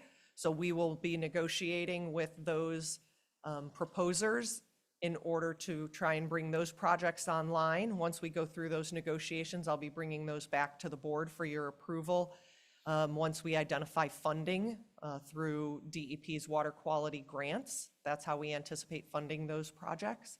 And we look forward to bringing those to the board in coming months. In addition to that, we're going to need some more projects, some more storage opportunities. And we are working with the counties and the municipalities and also landowners that are interested in figuring out how in this watershed we can combine our land activities, our development activities, our wildlife corridor, and our water storage needs in order to make those things compatible with how this watershed moves forward into the future. Moving to the St. Lucie River watershed, this one is exciting. It's not just exciting because all the watersheds are exciting, but it's also exciting because we are projected to meet our storage targets in this watershed. And it's because we have a lot of projects that are in operations, and we have a lot of projects that are in construction. And so 2 of our large dispersed water projects, Bluefield and Calkins, also we have Scott Water Project that is in the St. Lucie watershed. And those projects have been in operations and are providing lots of benefits to this watershed. We also have SERP projects. The entire Indian River Lagoon South project now has all of its components under construction. And together, they work to really improve the storage necessary in the St. Lucie River watershed. And so we have the Estuary Discharge Diversion Canal that will be completed this spring. And that works in conjunction with the already constructed and operating C44 reservoir and stormwater treatment area.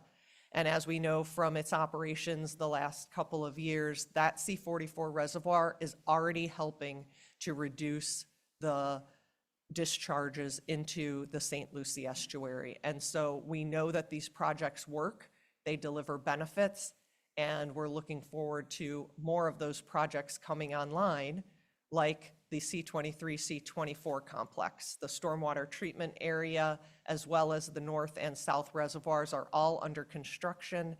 And so together, these will bring real benefits to the St. Lucie River watershed and to the St. Lucie estuary. And so with the anticipated projects that are under construction, as well as the projects that are already in operations, we are scheduled to meet our goals in the St. Lucie River watershed in accordance with the Watershed Protection Plan.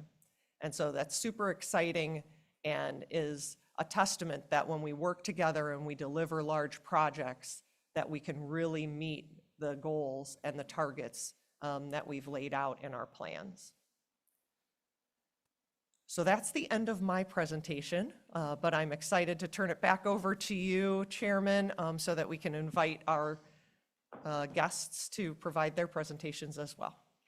Sure, we'll do questions, I guess, afterwards for everybody, if that makes sense. So Lawrence, are you up next? Welcome back.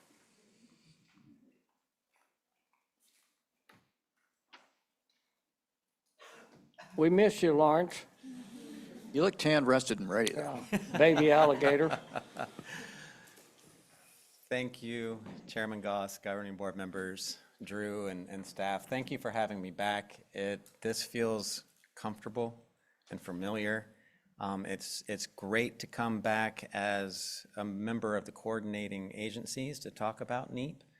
I do miss interacting with y'all monthly. I miss talking about everything ecological, and I miss the questions that y'all pose. Some of them were very tough, some of them were quite numerous.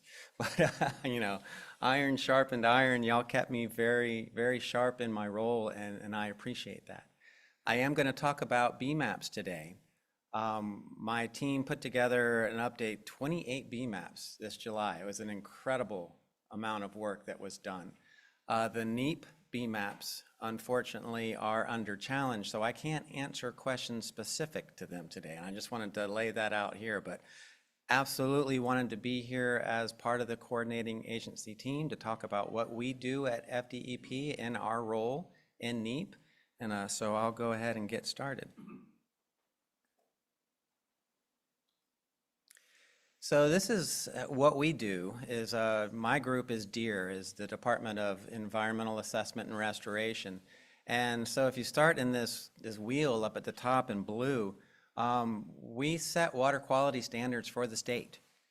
And that's a lot of work, takes a lot of data. So you go down to that next color down here, and we do a lot of water quality monitoring, as does the district. So the district has the water quality monitoring group under Stewart that's out at the FOC, and we have 5 regional coordinating groups that are spread throughout the state that also go out and monitor and get data. We take data from all of the water management districts. Our data, the data that we use to develop these standards has to comply with the QA rules. So it has to say, it has a standard protocol that's used, that's approved by us.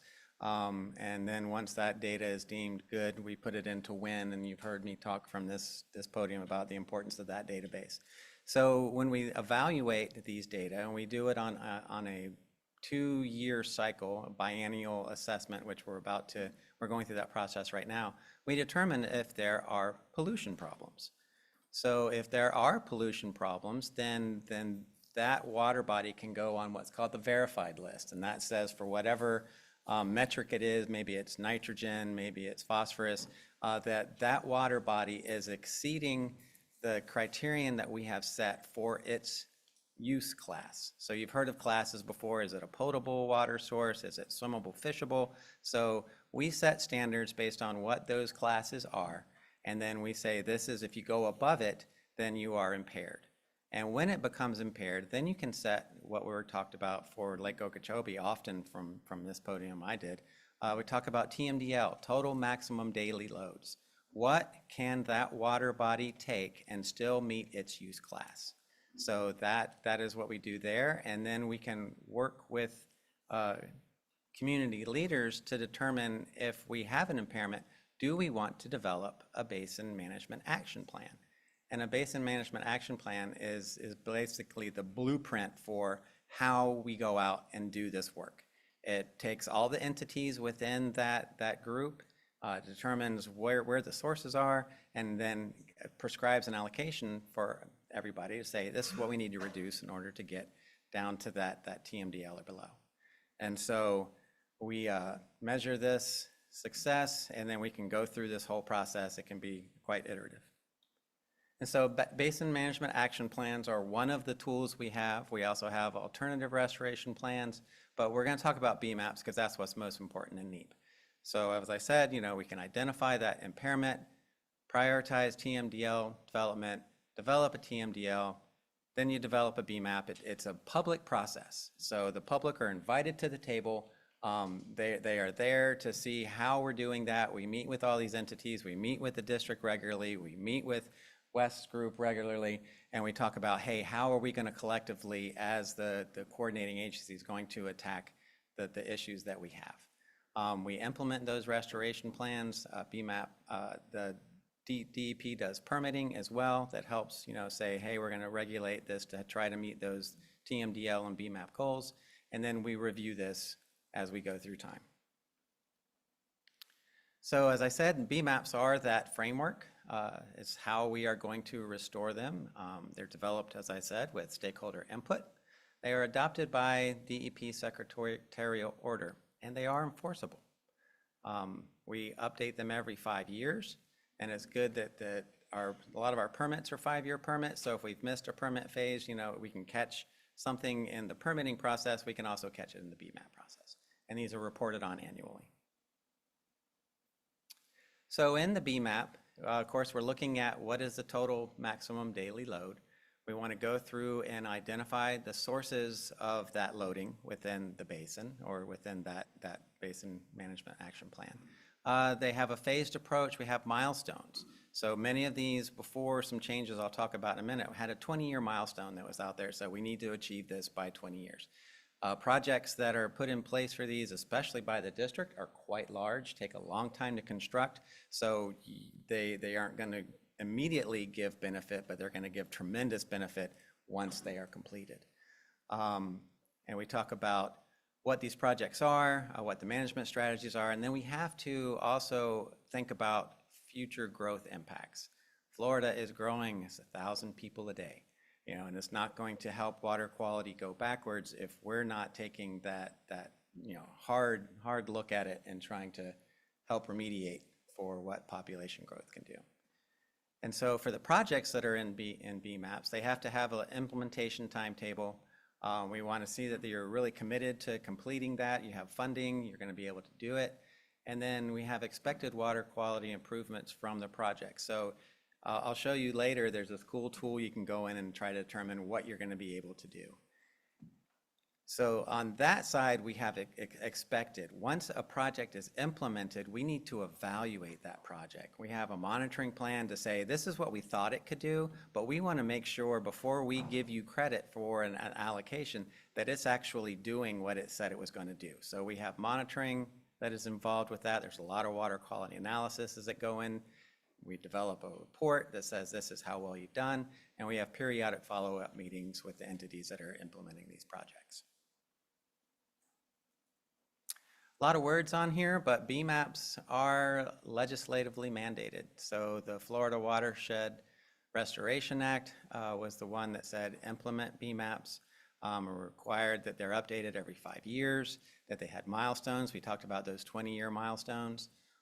It requires our partner agency, FDACS, to ensure that their agriculture producers are implementing the applicable best management practices that Wes is going to come talk about, and develop cooperative agricultural regional water quality projects. So you think about agriculture is very large, it's non-point source, and it's helpful if we can figure out how to have those regional projects that can can clean up water in that large scale.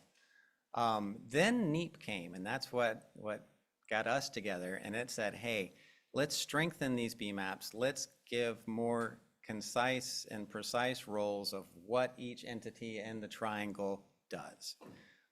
So it includes milestones. Again, we talk about those 20 years, and so it says they have to be measurable and kind of move from there.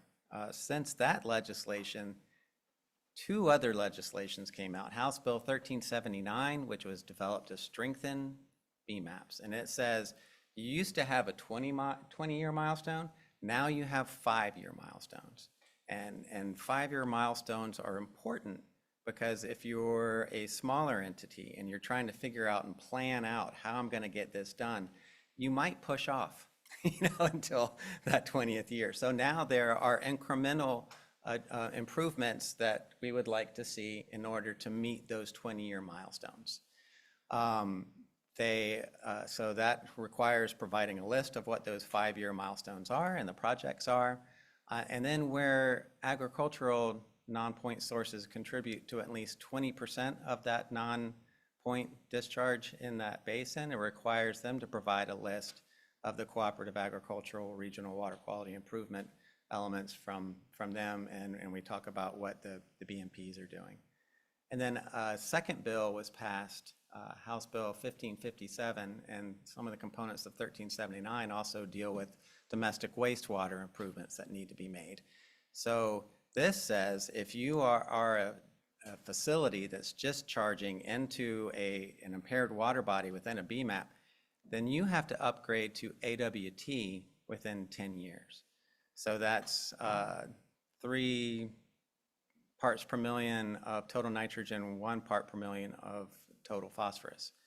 It requires, if you're going to implement new septic, or you're a new septic center, you're going to come in for that, you have to connect to sewer if it's available, or you have to go to the nutrient reducing system that does 65% reduction of nitrogen.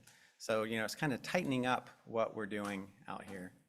And it also requires that reclaimed water, and Ms. Roman, I know you are a very big proponent of this, that we heard earlier, Ms. Newcamp talked about the importance of reuse, and it's great, and it is a wonderful process, but we have to make sure that it's not causing or contributing to nutrient impairments within a BMAP region.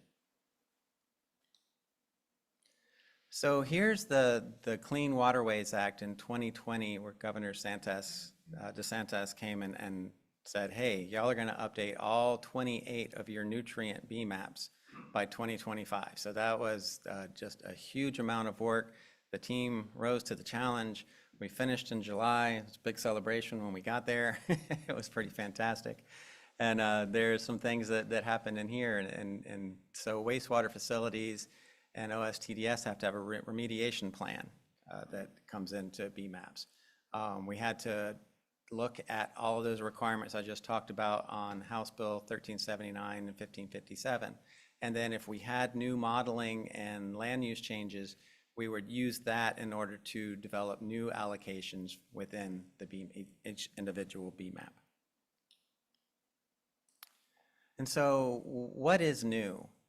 There are going to be some BMAPs where we actually had new information, or we had new modeling results, or something that we could change the allocations within a BMAP.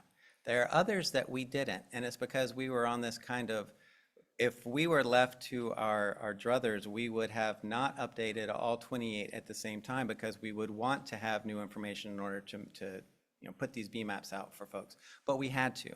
So we did it, and that's great. And the orange ones, you see that's orange on a blue background, Maricruz, go Gators. So those are the 3 neat BMAPs. And you see that we did update allocations in the Caloosahatchee, but for Lake Okeechobee and the St. Lucie, we really addressed the new requirements that were under 1379 and 1557. Great thing for NEEP is that we are developing new watershed models for each of the basin management action plans. For the Caloosahatchee, That is going to be complete in 2026. Model development for BMAPs also is a public process. We want stakeholders at the table. We want them to understand how we're developing these models, so how it might impact their water quality, their allocations for the BMAPs. Wes Group, we've worked tremendously with his group. So you have land use, land cover on this that we use to say, if you have this certain type of land use, then it produces this much nutrient. And they update their FSED data set quite often, and we worked with them to say, how can we incorporate that in the Caloosahatchee then, that we will also do in the St. Lucie and in the Lake Okeechobee. So when we finish a model, so you see that we're finishing 2026 for the Caloosahatchee, 2027 for the St. Lucie, 2028 for Lake Okeechobee. That doesn't mean that when we finish those models, the BMAP is done. That's kind of the start, where now we have a new model that we can do, and we run those models. We go through the BMAP development process, people bringing projects to see how running this new model, your project is going to operate, and the reduction that the projects you bring to the table are how well they do at reducing nutrients in that BMAP area. So another part of that Jennifer Reynolds talked about, we as DEP, we provide grant funding for projects. So entities can come to FDEP, apply for grants to implement the projects that they have, and to date, DEP has awarded $700 million for projects in the NEEP footprint. On our website, we have this cool tool. It's a BMP verification helper.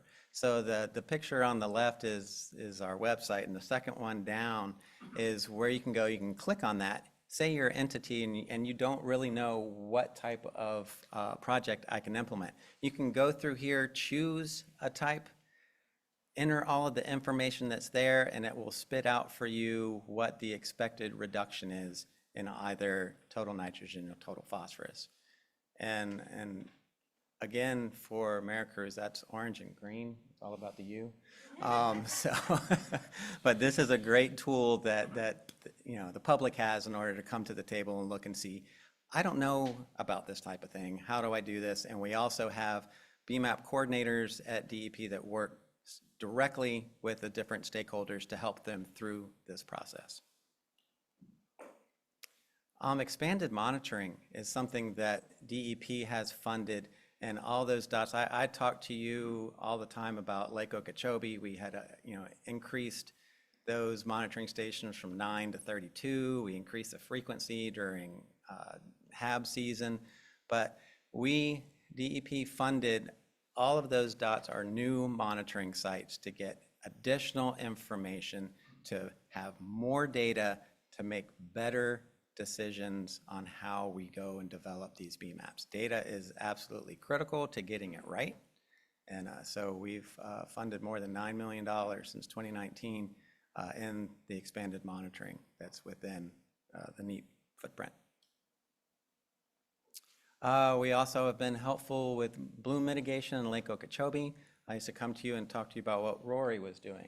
Rory, we would see something, we'd send Rory's team out, we would send Stewart's team out to collect water quality samples.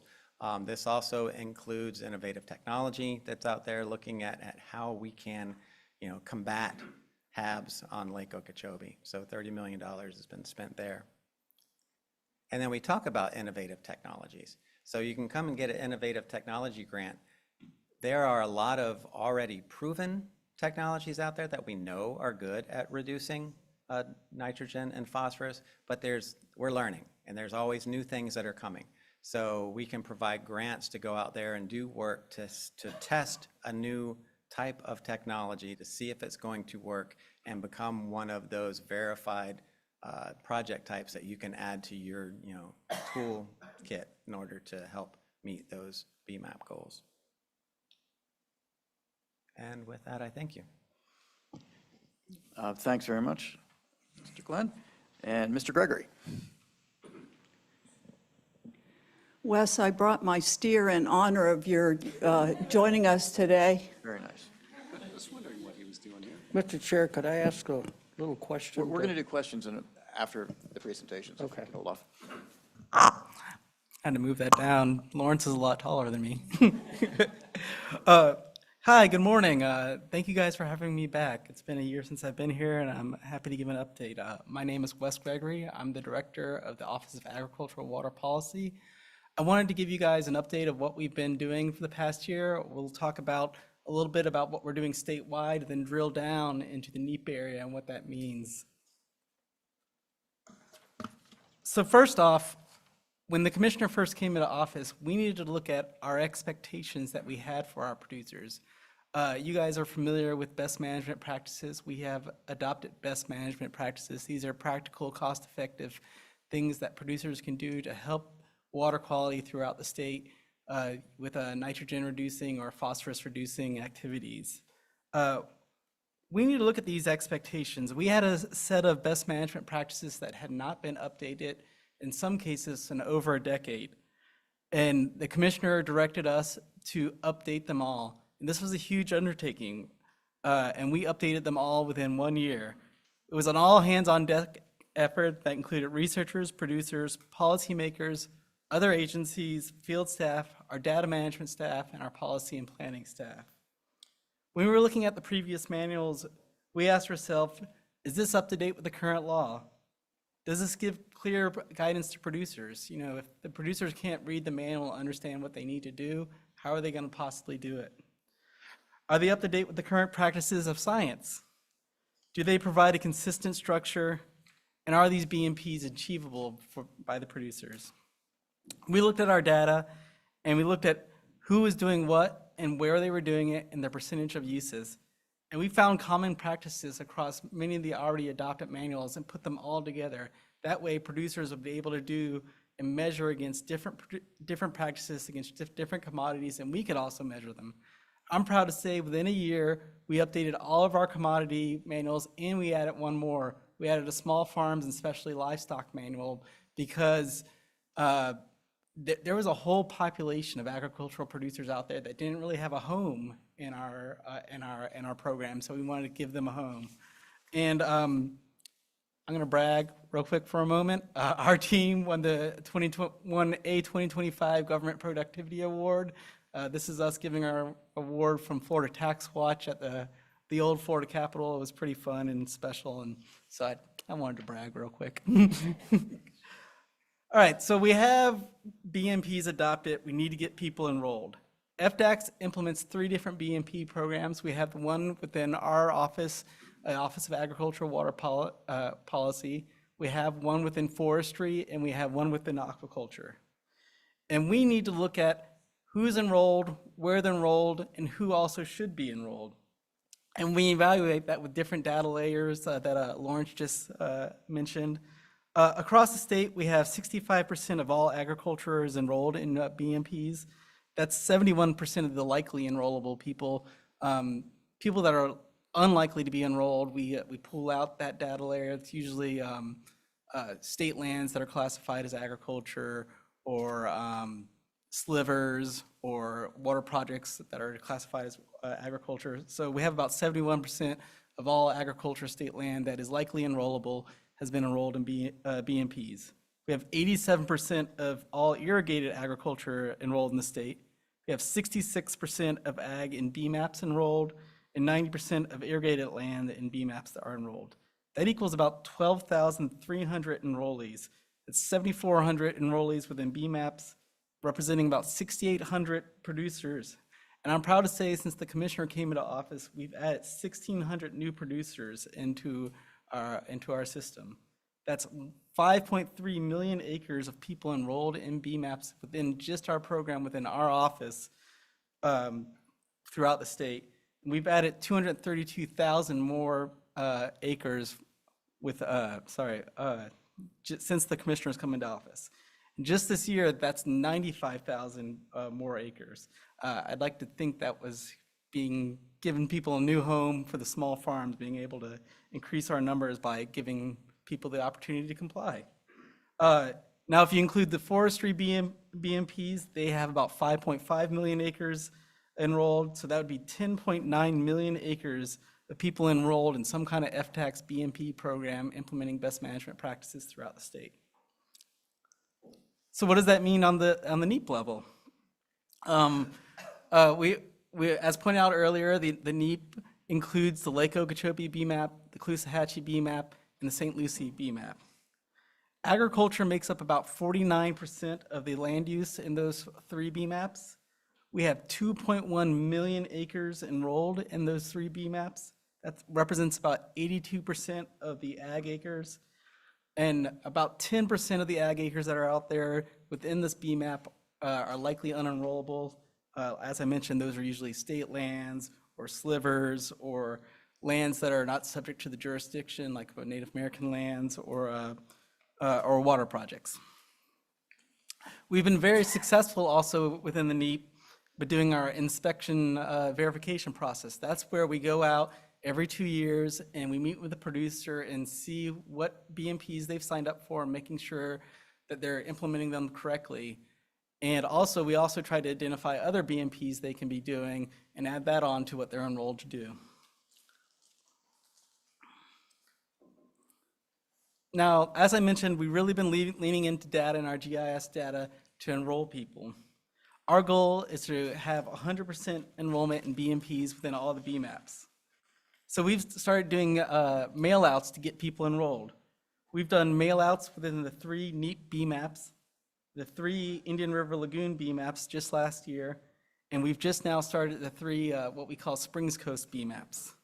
The process is we focus our efforts and allow us to create synergy within the resources we have. We identify the possible agriculture that's out there and who's enrolled and who's not enrolled. We confirm the land use and we confirm the contact information, and we reach out to those people through a letter process and a mail-out process and engage with them to get them enrolled. In the South Florida BMAPs, the Lake Okeechobee, the Caloosahatchee, and the St. Lucie BMAPs, we had a lot of success from the mail-out we did in 2020. We sent out over 7,000 letters representing over 11,000 unenrolled parcels, and we had 3,000 responses, and we learned a lot from that. As you can see, we did really well. We have a lot of folks enrolled within those 3 BMAPs, and we learned a lot from that. So we took those lessons learned and we applied that to the Indian River Lagoon area. I think I remember telling you guys last year when we first started the Indian River Lagoon mail-out process, we only had 95 people enrolled in those 3 BMAPs total. I'm proud to say now, after just a few months of effort, we have well over 500 people enrolled in those BMAPs, equaling over 20,000 more acres added into those 3 BMAPs.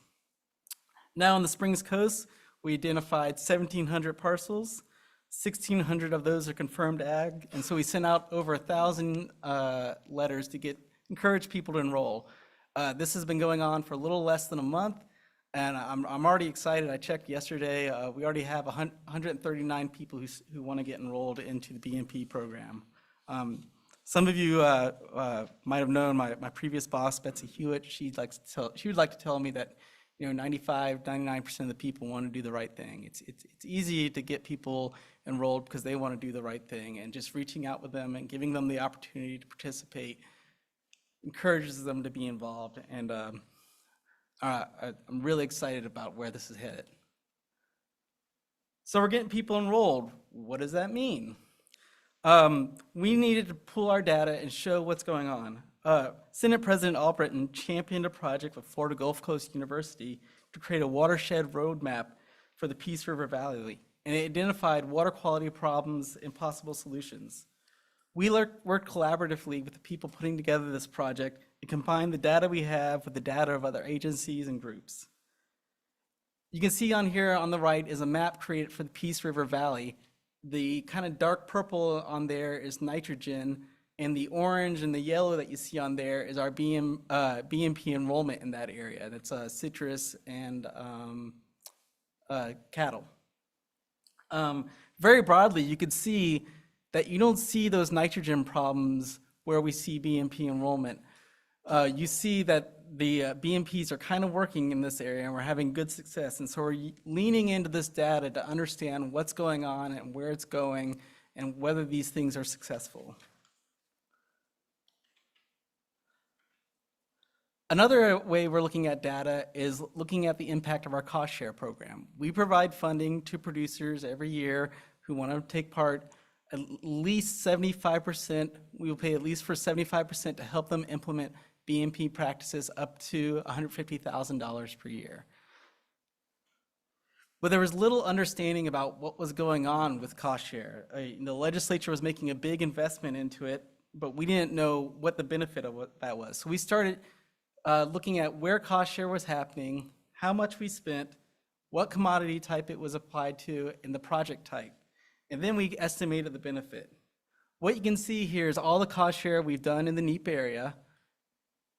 Just with the cost share we've been doing over the past 11 years, we've reduced nitrogen by 332 metric tons per year and 50 metric tons of phosphorus per year.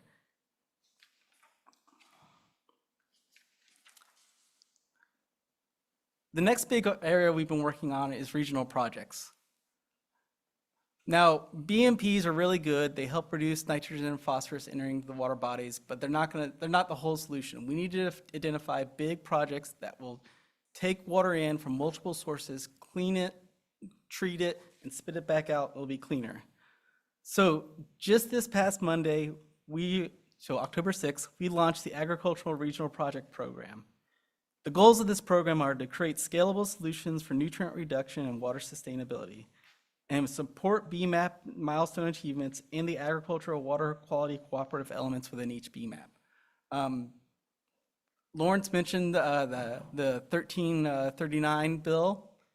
It required DEP to adopt agricultural water quality, agricultural water quality cooperative elements in BMAPs where agriculture was identified as contributing 20% or more of the pollutant load.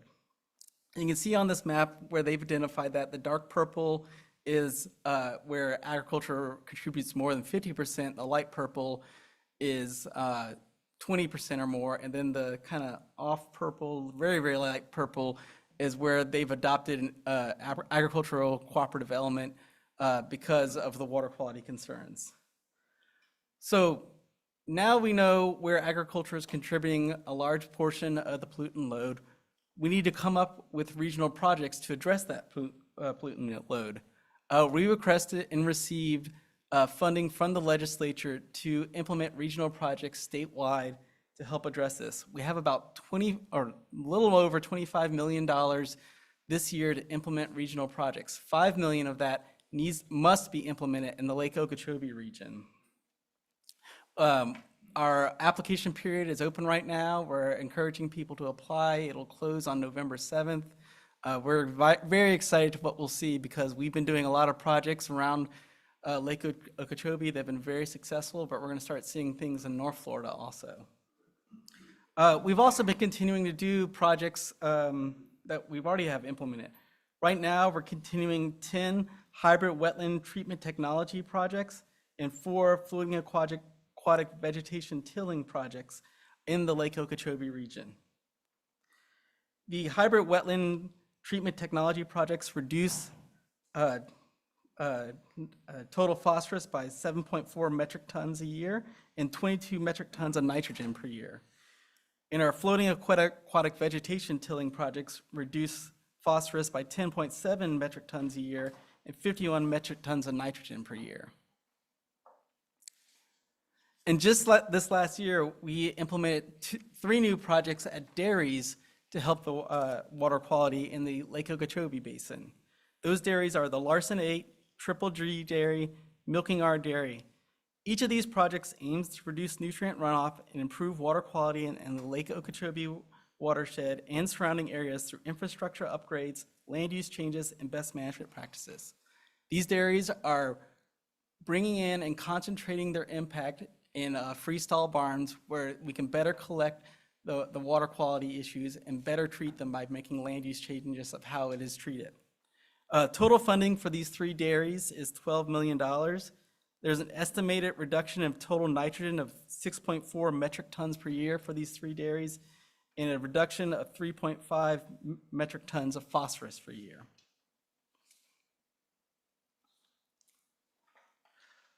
I want to thank you guys for letting me come here and give you an update about what's happening in the NEEP area. I'd like to thank the commissioner for trusting in me and allowing me to make these improvements. But I also really want to thank the staff of the Water Management District and Lawrence's staff at Deere for working collaboratively with us in the NEPA area to help address the water quality issues that we're seeing.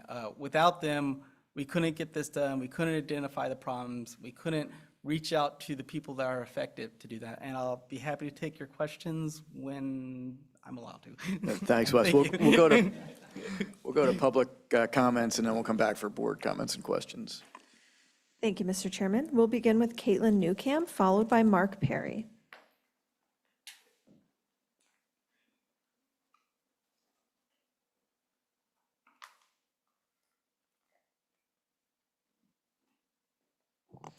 Hello again, Chair and board members. Thank you for the opportunity to comment. Caitlin Newcamp with Audubon, Florida. So Audubon appreciates these presentations from the coordinating agencies that were provided today and your continued commitment to restoring the Northern Everglades and its estuaries. The Northern Everglades and Estuaries Protection Program remains a vital framework for improving water quality and storage in these interconnected systems. However, progress toward meeting the TMDL goals has lagged. To achieve our Basin Management Action Plan commitments, stronger coordination, better data, and a renewed focus on implementation are urgently needed. Reaching restoration and water quality targets will require not just maintaining progress, but accelerating it. Improved coordination, more robust data integration, and more effective nutrient source controls are key to ensuring that the Northern Everglades and Estuaries Protection Program delivers measurable improvements in water quality and ecosystem health. We encourage the district, DEP, and FDACs to strengthen coordination, not only during planning, but also in project tracking, performance evaluation, and accountability. In particular, more rigorous and up-to-date BMAP modeling is essential. Current modeling often underestimates the scale and type of projects required to meet nutrient reduction and hydrologic goals. Transparent assumptions, publicly accessible data inputs, and periodic recalibration will help ensure that BMAPs are realistic tools for driving measurable progress rather than aspirational targets.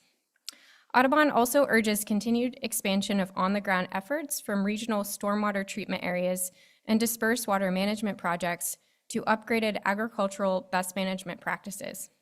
These must be prioritized and funded at a scale that matches the magnitude of the challenge. Meaningful progress will require expanded collaboration with producers, more land dedicated to public storage and treatment, and increased emphasis on meeting the especially difficult nitrogen reduction goals.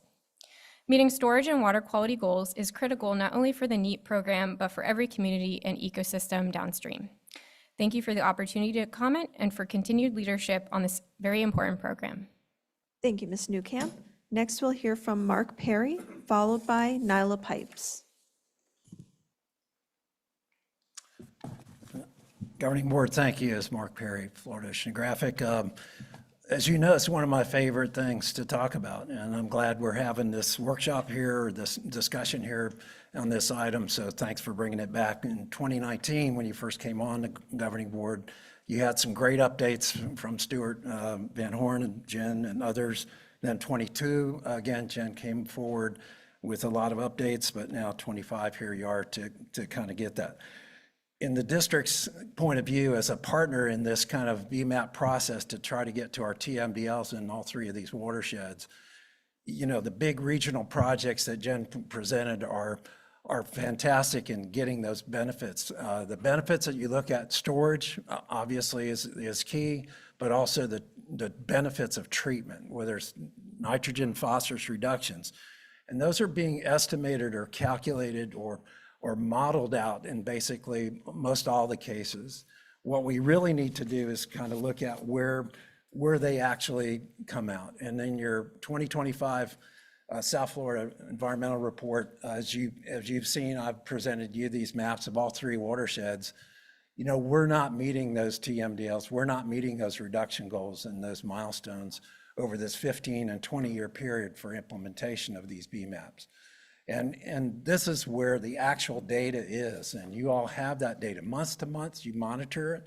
Year to year, you can report it, and I suggest that year to year, you also get this kind of a workshop and effort to come together.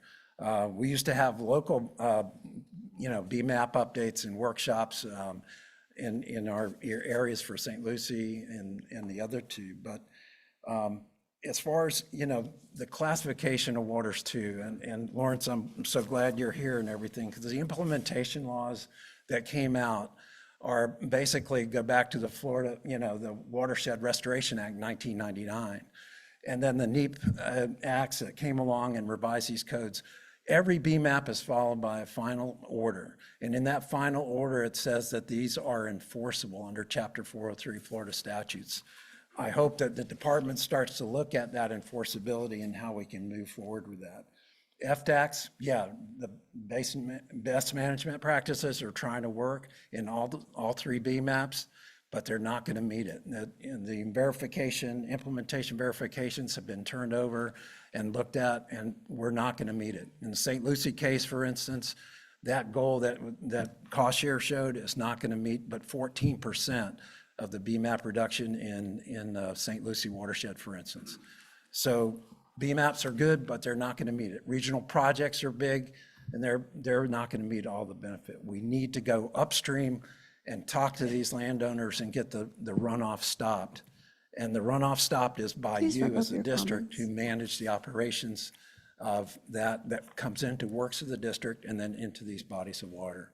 Remember, Lake Okeechobee is a Class 1 water body, which is Please. potable water. Thank you, Mr. Perry. We'll hear next from Nyla Pipes, who's participating on Zoom. Ms. Pipes, please unmute. Sound check? We hear you. Fantastic. Nyla Pipes, One Florida Foundation. Jen's presentation clearly shows where so many of our problems come from. When you look at that slide with the green and orange, it really clearly spells out that we need to do so much more north of Lake Okeechobee. I know people are uncomfortable with ASR. I know people are uncomfortable with well technologies, period. But having spent, oh gosh, I don't even know how many years now talking about north of the lake, it's really evident that we're going to have to utilize ASR at the very least. And we may even reconsider deep well injection for excess Kissimmee River water or stormwater when we have these big rainfalls and hurricanes and things. So I just kind of wanted to put that back out there. I know we're uncomfortable with well technology. I commend everybody for working really hard to answer the questions about how ASR will work. But I think that we need to move forward with some of this stuff with a little bit more urgency. Lawrence, I finally get to talk to you about septic tanks, and it's in your wheelhouse. I will absolutely continue to talk about the impact of septic tanks, not only within our own watershed, within NEEP, but also statewide, because I do think that we absolutely either don't want to admit the impact of them, especially when it comes to nitrogen, or we just really want to underestimate it. The science is there. It really shows how badly septic tanks on our water bodies affect our water bodies and everybody downstream. I just really am excited that we are continuing to talk about that. I will say that it's hard to make people move to an updated septic system when we have no way to really monitor whether or not their septic systems are working. So we do need to work on that. And then I do finally want to commend FDACS not only for their efforts to strengthen the BMP program and get people enrolled, but also for this new effort of the Agricultural Regional Projects Program. I think it's been sorely missing. And I think that if we all continue to work together, that program has a lot of potential where we can hopefully start to identify and really work with people to get more water back on the land. And also keep producers in production and keep Florida agriculture strong. So thank you so much for all of your efforts, and I look forward to seeing what we do with this. Thank you, Ms. Pipes. Mr. Chairman, we have no additional public comment on this item. Thank you all for your comments. I'll go now to board comment and questions, and I'll start on my left with Mr. Hurley. I don't have anything right now. Colonel? Yes, I have several questions. I have questions for Lawrence and West both. So Lawrence, I think it makes sense to me, at least in my head, to start with you. You explained the whole process with the B maps, and you brought up the legislation that was recently passed with, for example, AWT, that is contingent upon a B map being in place for that to trigger those requirements. So my question has to do with how is a B map put in place, and how is that priority set? So we go through, and I talked about, we go through what the biannual assessment. So every 2 years, we take a look at all of this data that is collected by us, by the districts, and we look at these data and we put something on what's called the verified list. So then we prioritize that of what are we actually going to develop a TMDL for. Once you have a TMDL, you're looking across, and we have limited staff and lots of impaired water bodies. And you kind of look across, we really need to have stakeholder engagement, wanting to go in this process with us. When you have stakeholders that really want to lead the charge, like down in Biscayne Bay right now, they can do an alternative restoration plan where they actually take the lead of saying, this is the issue, this is the magnitude, these are the projects that we think need to go. And we kind of are in the shadow and we help shepherd that along, but it's led by them. For ones where it's a little more difficult and we have to bring the municipalities along, that's where we go through a BMAP, but we are a definite public outreach group where we want everybody at the table. We want FDACs there. We want all the different parts that are going to be there to be part of that process. So it's kind of, exactly the prioritization process that, the boxes that we check, we look and we see what is the most impaired that we think we can make a real difference in. And so we kind of move that up to the top of our BMAP list of what we're going to develop for. We already have, much of the state covered in BMAPs, but we're looking at that verification list always to say, what are we going to bring up next through the TMDL process, and then goes into the BMAP process. I attended a impaired water body workshop, and this was several years ago. And I was overwhelmed by the number of impaired water bodies that were being discussed. And there were I think there were about 50 of them that they were discussing on this list, and none of them had a BMAP. Right. And that was just in one portion of the state. And they're going into the pile to be evaluated, right, for prioritization to get moved up as a BMAP. Correct. And you're saying it's 2 years. There's something that's cumbersome in my mind about this process that is not responsive. The process is difficult. It takes time. You have to develop a model for that region. Model development takes at least a year to develop that model. And then once you've developed that model, then you want all the different projects that are going to be put into that model. So the entities can be working during, hopefully we put that model development process out as a public-facing project that we want them at the table so they can be thinking about, this is how this model's developed. This is how I need to think about how my projects might, be part of that and can be evaluated adequately by that type of model so that they are ensuring that when they come to the table for the BMAP part of the process, they have projects that are going to be capable of showing a reduction through the type of modeling that's being used. So it's not I can sit by myself in a room and knock that out, in a week. It is a public process that takes a couple of years to develop a BMAP because you have to start with the development of the model first and then the public process. And I know where I live in Southwest Florida, there's no BMAP in those areas of impaired waters, and they've been impaired for many years. So, and the list was long, right? When I went to that workshop, the list was long in those considerations. We almost need another, short-term process while we're getting to the BMAP or something there. But that was my question. Thank you on how you prioritize that. You're very welcome. And that's all I have for, do you want me to go to, okay, Wes?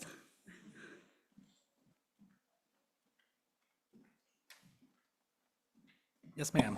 Yes, I had a question. If I heard your number correctly, you mentioned that 66% were enrolled within the BMAP. Yes. And my question to you is, why is that not 100%? We've been, there are definitely areas that we have needed to do better in. And that's why we're starting to take this strategic approach of identifying areas where we have low enrollment, like we saw in Indian River Lagoon, like we're seeing in the Springs Coast BMAPs. And we need to start identifying those areas and start bringing them in and encouraging people to enroll. We need to reach out to them, engage with them, and get them involved, because that hasn't gone as well in the past. And that's one of the charges that the commissioner has given to me is, Wes, these numbers aren't good. Do something about it. And those weren't his exact words, but that's what I got out of it.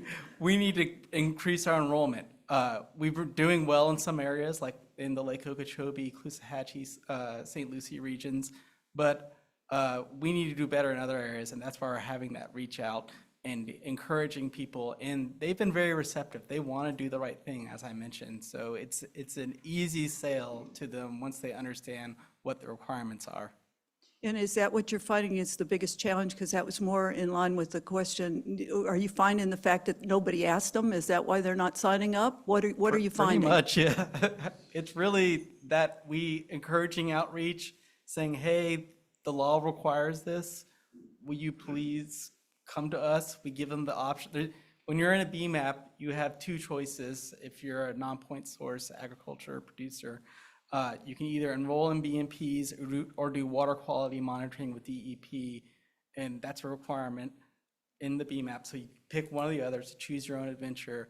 When we explain to the producer what the BMAP or BMPs are, they're like, oh, well, that's something I would want to do. So they sign up for that. I don't think, and Lawrence, correct me if I'm wrong, I don't think anybody's ever signed up for the water quality monitoring because the BMPs are so logical for them to implement, and it does have an impact and it does help.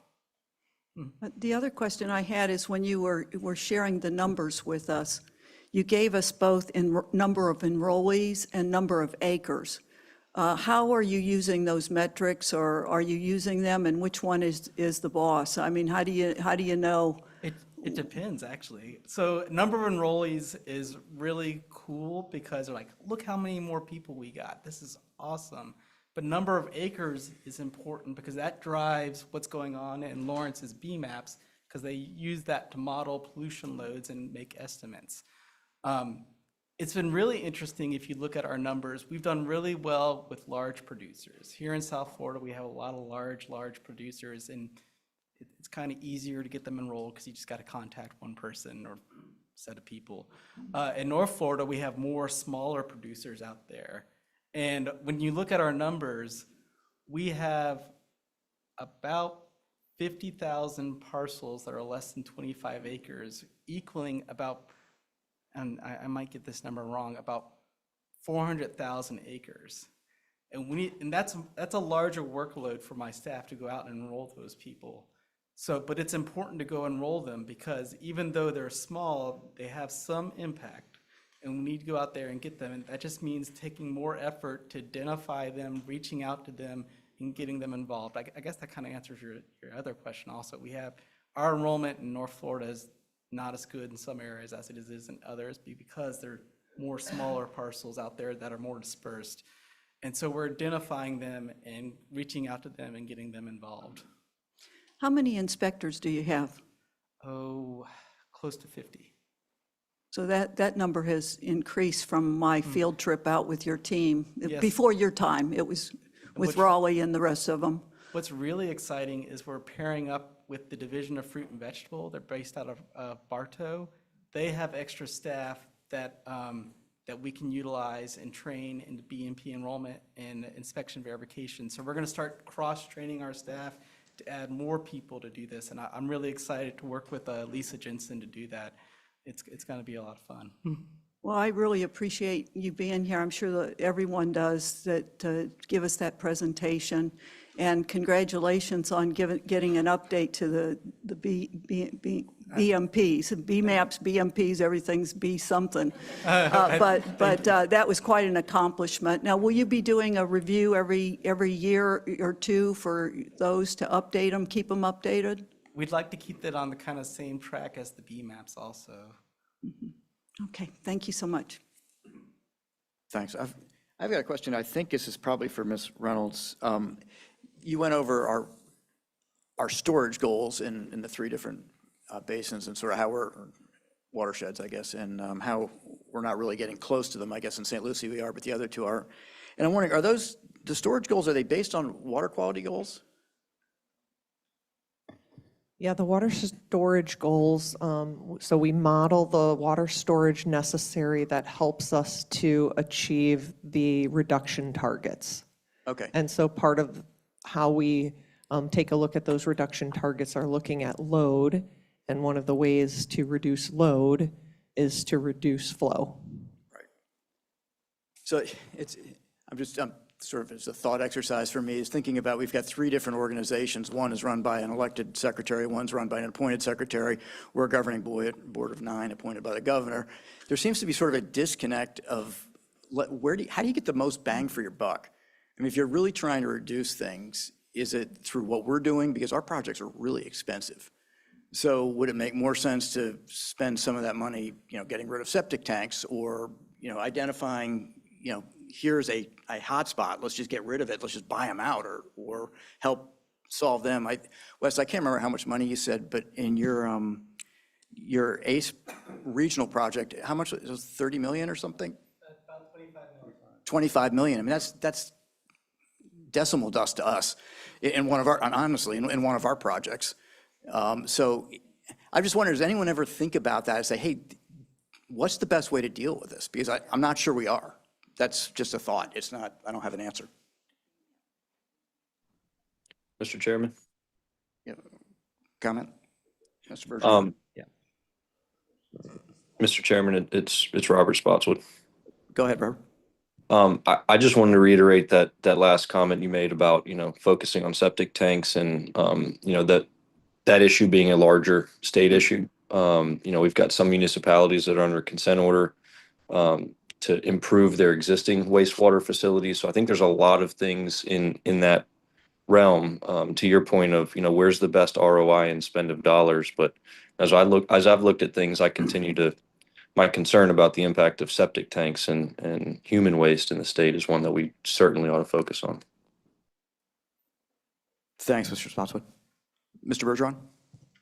Yeah, I have a few questions for Lawrence.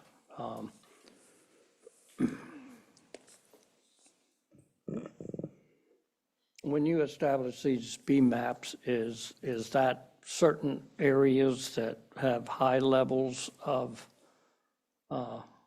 nutrients that are? Correct. So the BMAPs that we have for nutrients is going to be looking at either nitrogen or phosphorus. So there's a water body, say Lake Okeechobee.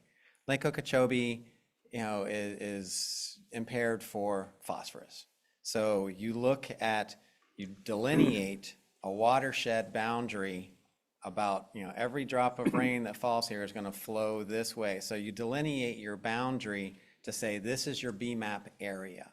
So then within that area and region, then you need to go in and identify where are the sources of that, nitrogen or phosphorus is coming that's going to continue to impair that water body. So that's the general premise is I need to figure out, I look at my water body, then I have to delineate what the boundary around it in which all that water is going to contribute to that. Then I have to go into that area and region and get my data and say, this is the data says this is where all the nitrogen and stuff is coming from.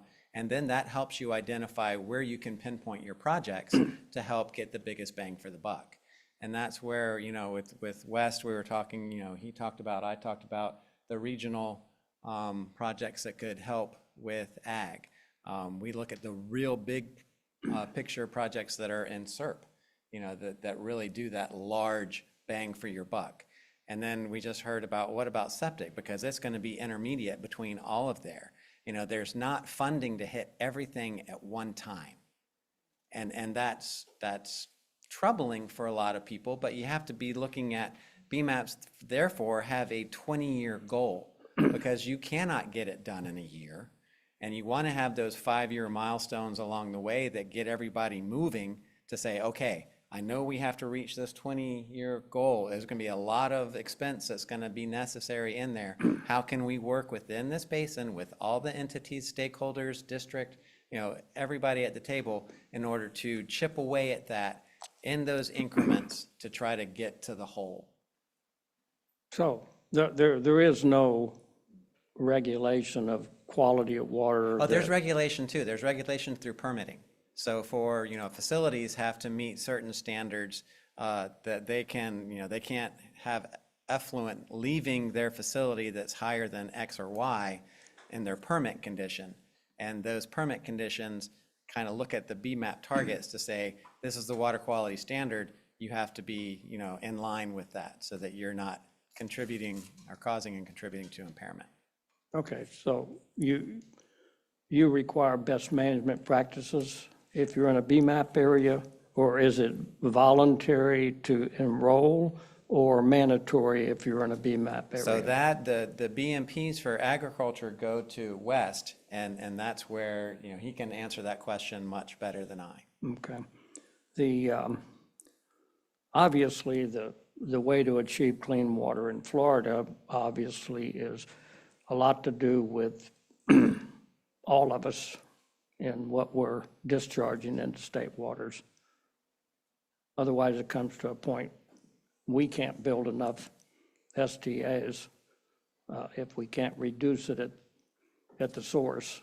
Do you see us heading in the right direction where the quality of water that's being discharged under best management practices are getting better? I think because that's pretty well voluntary, am I correct? Well, I'll let him answer to best management practices, but I think the state and what the legislature is doing and trying to, you saw BMAPs were put out, and then later it was like, ooh, we need to strengthen those. So, let's look at that again and let's take a finer look. The new stormwater rule has come out to put more, emphasis on what's happening with stormwater. So as we're moving forward, we're seeing that if we didn't do anything or we only did what we set out to do 20 years ago, we wouldn't get there. So we have to, be iterative in our process. We need to be thinking. We need to get stringent in certain areas and make sure that we are regulating the way we need to for point source, that we're developing projects that can handle non-point source so that we can meet these TMDL and BMAP goals. What do you mean developing projects? So, coming up with the different types of projects, you could have for a neighborhood, they are required to, what are you doing with your runoff? It has to go to some sort of swale or a containment area. Now they're saying, hey, you can come up and you can create this area. You can also have this type of medium in there that helps reduce even more. So as you move forward, these are the different types of projects you can say, we need to implement small scale projects within a smaller region. We need to have, I think we need to have a lot of sub-regional type treatment out there to help meet where we're going. And then we have the massive projects that the district builds that takes a lot of that, but it takes time. Mm-hmm. So would it be possible going into the future to think about, it's important that we try not to impact agriculture. It's a trickle-down effect and cost to everybody. But at the same time, maybe incentives to for certain goals for larger agricultural uses, there's an incentive to meet a certain quality where it's not a financial burden, something to think about. So the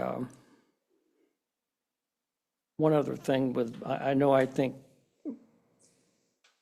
the reducing what is entering into state waters obviously will help us achieve with the STAs, and what we're building will help us achieve clean water in Florida over time. It seems like the other thing I have heard a little bit about is septic tanks are one of the problems we have. And I'd like to, want to have someone give you a call. There's a new invention out that's supposed to work that goes in septic tanks and dissolves the nutrients before it goes into drain fields. Something we may be able to look into, because I know there's a big concern on all the millions of septic tanks across Florida. I'll make an introduction to the DEP on that. Certainly. But I think we're all in this together, and the better this, all of us are on what we're doing on our land, to be good stewards under the best management practices. That's the way we're going to achieve clean water in the future. So thank you. You're welcome. Thank you. Thanks, Mr. Bergeron. Does anyone else have any questions for our three? Mr. Chair, this is Ben. Mr. Butler. Hey, well, begin with, again, I apologize for not being there in person today, especially for this important discussion. And Lawrence, it's great to have you back. And I love I love your color schemes and pointing out the color schemes to the support staff there on the right side, left side from my view today. But anyways, talk a little bit about and questions for the group, questions for Jen, for Lawrence, and West here, and kind of continuing on where Mr. Bergeron was going. You know, ultimately, when we talk about the BMAPs, you talk about impairment. The impairment that we're talking about in these situations wind up being nutrients, phosphorus and nitrogen, like you said. And my question is how are we improving in the efficiency of the use of the nutrients? And while you're thinking about that, you know, it is nutrients are the lifeblood. You know, from a farming situation, it takes nutrients to grow our crops, and that is you know, it is important. We're making food for people as we have a growing population. That you know, Florida is in a constant growth mode. We've got more people to feed. It takes more nutrients to feed those people, and we've obviously have the byproduct. You know, we've had that septic tank discussion, sewage discussion, the byproduct from our large municipal sewage systems. So it's kind of, it's a question that's going to hit everybody. Is with what are we doing, or what have we been doing to be more efficient, and encourage more efficiencies? And then finally, my question will be is what from DEP and or from West and from Lawrence, where can the district also jump in and help in improving that efficiency? Thank you for that question, Mr. Butler, and I'll answer it from the agricultural perspective. We've been investing significantly in research with our partner universities across the state to improve nutrient efficiency. If you talk to these researchers, they're going to tell you the plant's going to take what it's going to take to grow. It needs, nutrients are essential for plant growth. It must have that. But we need to be more efficient with that. We don't want to the trick to this is to give the plant enough nutrients that it needs to grow and not waste any of it. Prior practices in agriculture would throw out nutrients, put it in there, and they would grow. But we're starting to use more precision agriculture throughout the state, and our universities are really, really encouraging that whether it's through their research stations, their outreach stations. And we're also encouraging that within our BMP program. Inside our BMPs, and I didn't go into very much detail, but there's 3 different types of BMPs we have. We have nutrient management, irrigation management, and water resource protection. That first one, nutrient management, is a big, big one. And we need to do more precision agriculture out there, whether it's using a fertigation method, wide drops for your for your plants. We need to make sure that the nutrients get to the plants, stay in the root zone, and stay in the root zone. Because if you put too much nutrients down, when it rains, it's just going to wash off and escape the root zone and get into the water resource. So we want to encourage practices that keep that nutrient there. And this is also a big economic saving for producers also. Fertilizer is not cheap, and it is not getting cheaper. They're not throwing out fertilizer just for funsies. They want to use it in the most efficient way possible. A lot of nurseries, you guys have a lot of nurseries here in Southeast Florida, most of them have started adopting control release fertilizer, which is a huge win because it only releases the nutrients when a certain amount of water or a certain amount of heat or a certain amount of time has passed, and then it releases it into the plant, into the pot that it's growing in, and it doesn't really escape into the water resource. So that's how we're trying to be more efficient with that.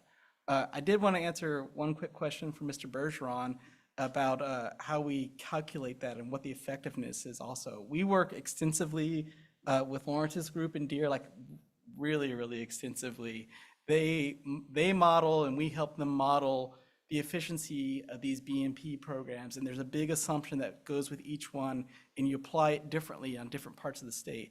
And we've been working very collaboratively with them to identify different efficiencies based on the commodity that's being done and where it's being done, because in the Springs region, it's going to be different than here in the surface water region in South Florida. It's very different. Different types of practices have different types of impacts. And I really appreciate the collaboration that's gone into that to figure out what that effectiveness is so we can have a better estimate of what's going on and what needs to be done to improve the BMAPs in the BMAP areas. And I hope that answered both of y'all's questions. Well, I'd like to thank you for your presentation. And my point was that there may be a way to give incentives to the larger property owners, an incentive to meet a certain quality, retain the nutrients, recirculate the nutrients, and buy less fertilizer the next year, where it's a financial benefit to the rancher. And because once you let all the nutrients get into the whole system and then try to take the nutrients out, it seems much more costlier to achieve that. And I'm not talking about something that would financially impact ranchers and farmers, because they're extremely important to our industry. But an incentive to meet a higher quality and recirculate the nutrients that they're buying to buy less fertilizer the next year. You know, it seemed like it could be an economical way that benefits not only the rancher, the farmer, but benefits achieving quality of water into the future. Something to think about. Yes, sir. Thank you. Okay. Mr. Chair, if I could, I know y'all are getting ready for lunch. I'm sitting here eating my lunch as we have this meeting, so. Yeah, I kind of figured. I don't want to get, I do want to, chime in there also. I mean, we talk about recycling nutrients. I wanted to just thank West. Slide 7 had a great picture on it of a pivot. And I recognize that pivot. That was a pivot at our place. And a wastewater irrigation pivot where we're recycling our nutrients and growing the next crop of feed for our cows. And but again, I don't want to get away. If anybody, I know I posed a lot of questions in my first comment / questions. But you know, where do we go from here? What's the outlook? Where are we looking at? What are the opportunities? And then what role can the district play in there?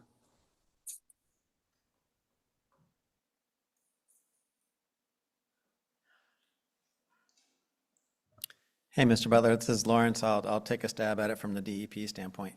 I think that we are doing an outstanding job of coordination between the coordinating agencies. I think Wes taking his role, not going to toot my own horn, but me taking my role and Jen and her role, we work together extremely well. Our staffs work together extremely well. We have bi-weekly calls that we are on, and we're talking, we're discussing. We're talking about what projects are in the ground. West team, updated all their manuals. We updated our BMAPs. We're always looking and trying to think. All the staff that are here are public servants, and they're in those roles because they believe tremendously in what our charge is. So we are trying to sharpen our pencils and resharpen our pencils to get us where we want to go. We're looking at the legislation that's put out and we're following that. And that legislation that's put out is to help us have that sharper pencil. We are updating models to make sure that we have the best type of approach to it. And then we require on the back side of that verification of what the model says. We don't just model it and say, this is your allocation. We model it to say, hey, this is a project that can do this, but once their project goes in the ground, from the DEP side, we monitor that to verify it, to make sure that they are meeting that. And we're looking at new technologies all the time of what can we put out there, maybe with a smaller footprint that does a better job than what's out there today. So it's taking advantage of basically the strength of all three of the different points of that triangle to try to get the best outcome for Florida. And it's a neat place to be. Thank you, Lawrence. I had a question for Wes, but I think you're on to something that on a smaller scale that could trigger regional projects and working together before you get to the BMAP, I think might be helpful. Wes, I had a question. I thought I understood when you made your presentation, slide 8, but in recapturing, going over my thoughts, I should say, I'm not sure that I understand what you're trying to tell us with that. Can you hit it again for me? So, slide 8, yeah. I'm sorry. There we go, perfect. So each one of those points on there is a place where we have done a cost share project with a producer. You see all those points. And what we did is we looked at what type of project it was, where it was at, how much we spent, and then estimated what the nitrogen reduction would be and what the phosphorus reduction would be for each, and gave a total. And we've actually supplied that to Lawrence's group to help inform their BMAP process. So we can see what the impact of cost share is on top of BMP enrollment and show what's happening there. So do you have a formula that you use to estimate? Is that what you're sharing with us? Yes, but it's we're using estimates based on the research we have. Yes. Okay, thank you. Can I follow up on that one since you've got the cost share impact up? Do you know the cost? I do. I don't know off the top of my head. I mean, it would be interesting to know what the cost per metric ton is Yeah. on each of the TP and TN. And then I'd like to know what that is compared to what we do. Yeah, and this is a source control issue. I do want to say one thing also that I'm excited about, an area of improvement between our three agencies is, I know I've talked to Lawrence and Jennifer about data sharing. We're trying to refine the data we have at FDACS and do a better job of managing that and making it more shareable, so we can look at each other's data and make better decisions. It's like, oh, well, you've got this covered right here. we need to do this. Or, hey, I have a project idea. Is this the right place to do it? Is this a hot spot? You know, and so I'm excited about that also. Yeah, speaking of data, I'm glad you brought that up. We haven't really talked a lot about the use of AI in speeding up the model development and running and all of that. I was wondering across the different groups, what role AI is playing, or are we looking at different AI tools to try to help us model more, not only quicker, but with more precision? We do. DEP has just come out with a AI directive, you know, as Drew is working on AI here as well, and I'm sure Wes probably is. We are using AI and we're trying to come into it to how efficiently we can grab data, we can scrub data, we can do automation of data analysis, because that's people power. You know, where can we have a process that we can write an API and then that can just go grab the disparate data, put it all into a similar format that's usable, and that can do the calculations. That's something that we're definitely always looking at, or we started looking at. And so that's the first place where it's gonna, I think, come in. And then the models are just gonna get better and better as AI is brought into that aspect as well. Thanks, Lawrence. Does anyone else have questions, comments? No. Thank you all very much. Really appreciate it. That was a nice discussion. And we're going to take a break for lunch until about 1:15.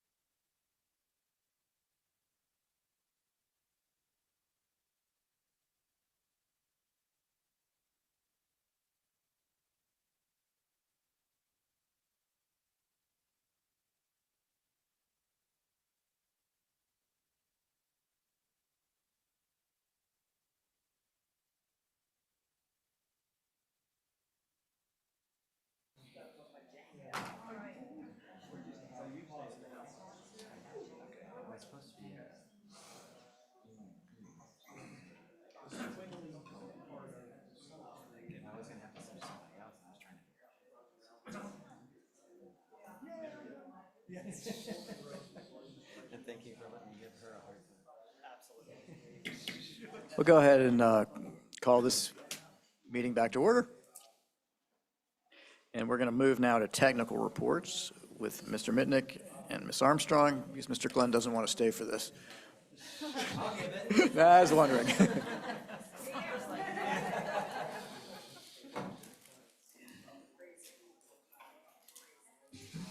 All right, thank you, Mr. Chair. So this is the part of the meeting where the support staff continues on with the rest of the presentation. So Mr. Butler, you're going to pay for that one later. Starting with looking back at some of the rainfall and where it's occurred each month, you can see while July and August were just slightly below average, September was just slightly above average. But spatially, over here on the right-hand side, you can see, for the most part, averaged over the entire district. We were right at average rainfall so far for the wet season. But it was primarily oriented towards the northern portions of the district. So over on the southern portions of the district, you had a deficit as much as 4 inches down in Broward County, a little over 2 inches over conservation area 3A, but ranges to surpluses just shy of 3 inches in Upper Kissimmee and just over 3 inches in eastern Caloosahatchee, just a little bit west of the lake. So that's sort of spatially how the wet season is played out, and I'll talk about at the end of the presentation when we likely think the wet season will be concluding. But from the upper chain perspective in those lakes, you can see starting up in East Lake, got some decent rains earlier in the month, and we implemented some operations and made some gate adjustments to start moving that water down through the system and brought it back down to schedule. A little bit tick up there above schedule for right now with this rainfall just recently, but that water starting to make its way down over into West Lake that's been pretty much rising with those additional inflows plus the rainfall that it's experienced, and we're moving that water on down into Kissimmee. You can see here Lake Kissimmee was up at its regulation schedule, and as it went over the schedule just earlier in September, making gate operations to start moving that water down through the river. Cassandra will talk a little bit more about the river conditions, but you can see we've sort of tried to maintain those flows coming down the river in accordance with the increment 1 that is currently in place. And with that.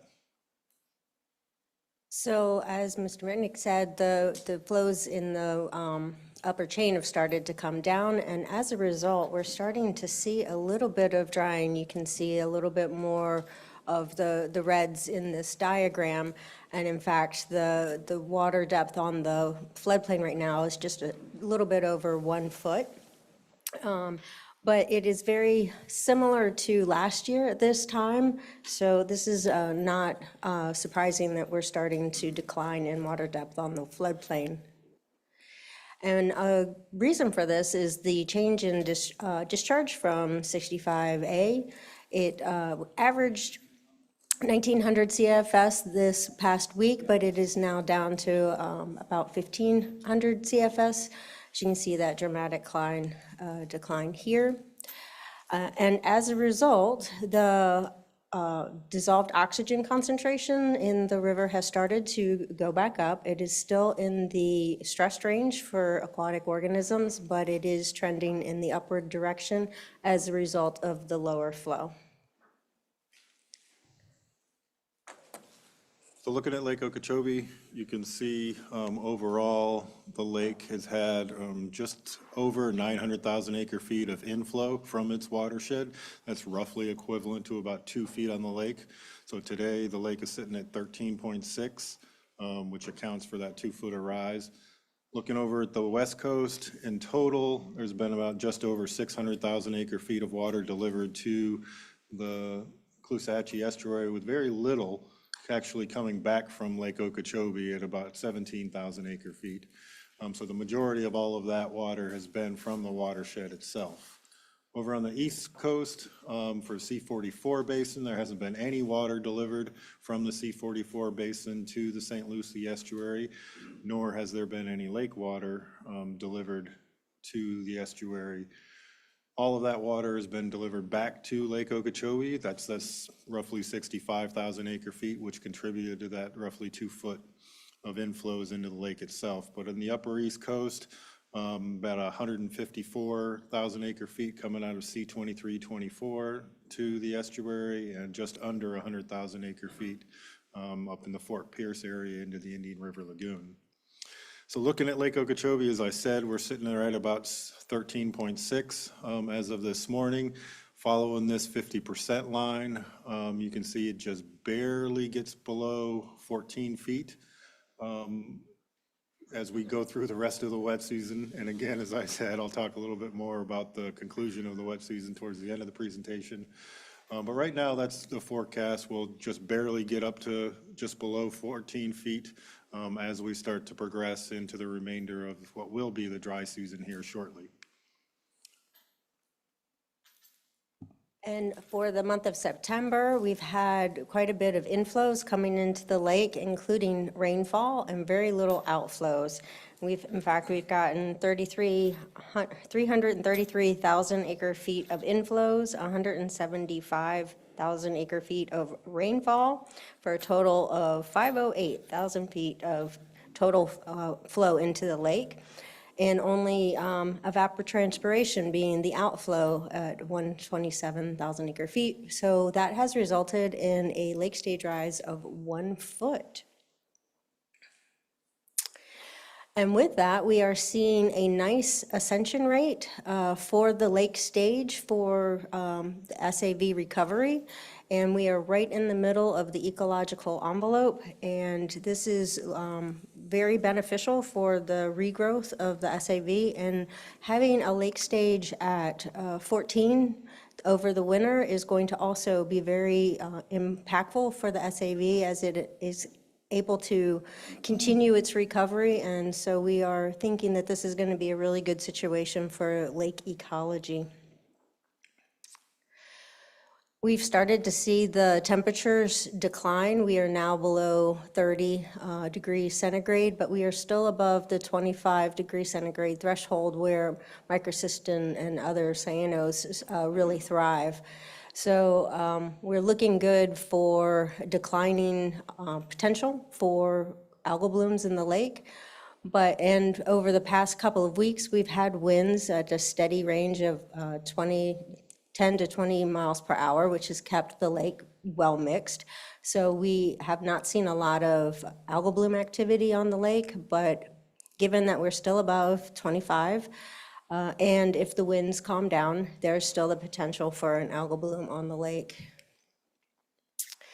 However, even with the increase in nutrient loading to the lake with the new inflows, the chlorophyll concentrations in the lake are still continuing to come down from their peaks in July, and the dissolved inorganic nitrogen is quite low, which is great. So what we think it might be happening is that those nutrients that are freshly loaded to the lake are being taken up by new vegetation growing in the lake, and it's keeping the concentrations down and preventing any significant blooms.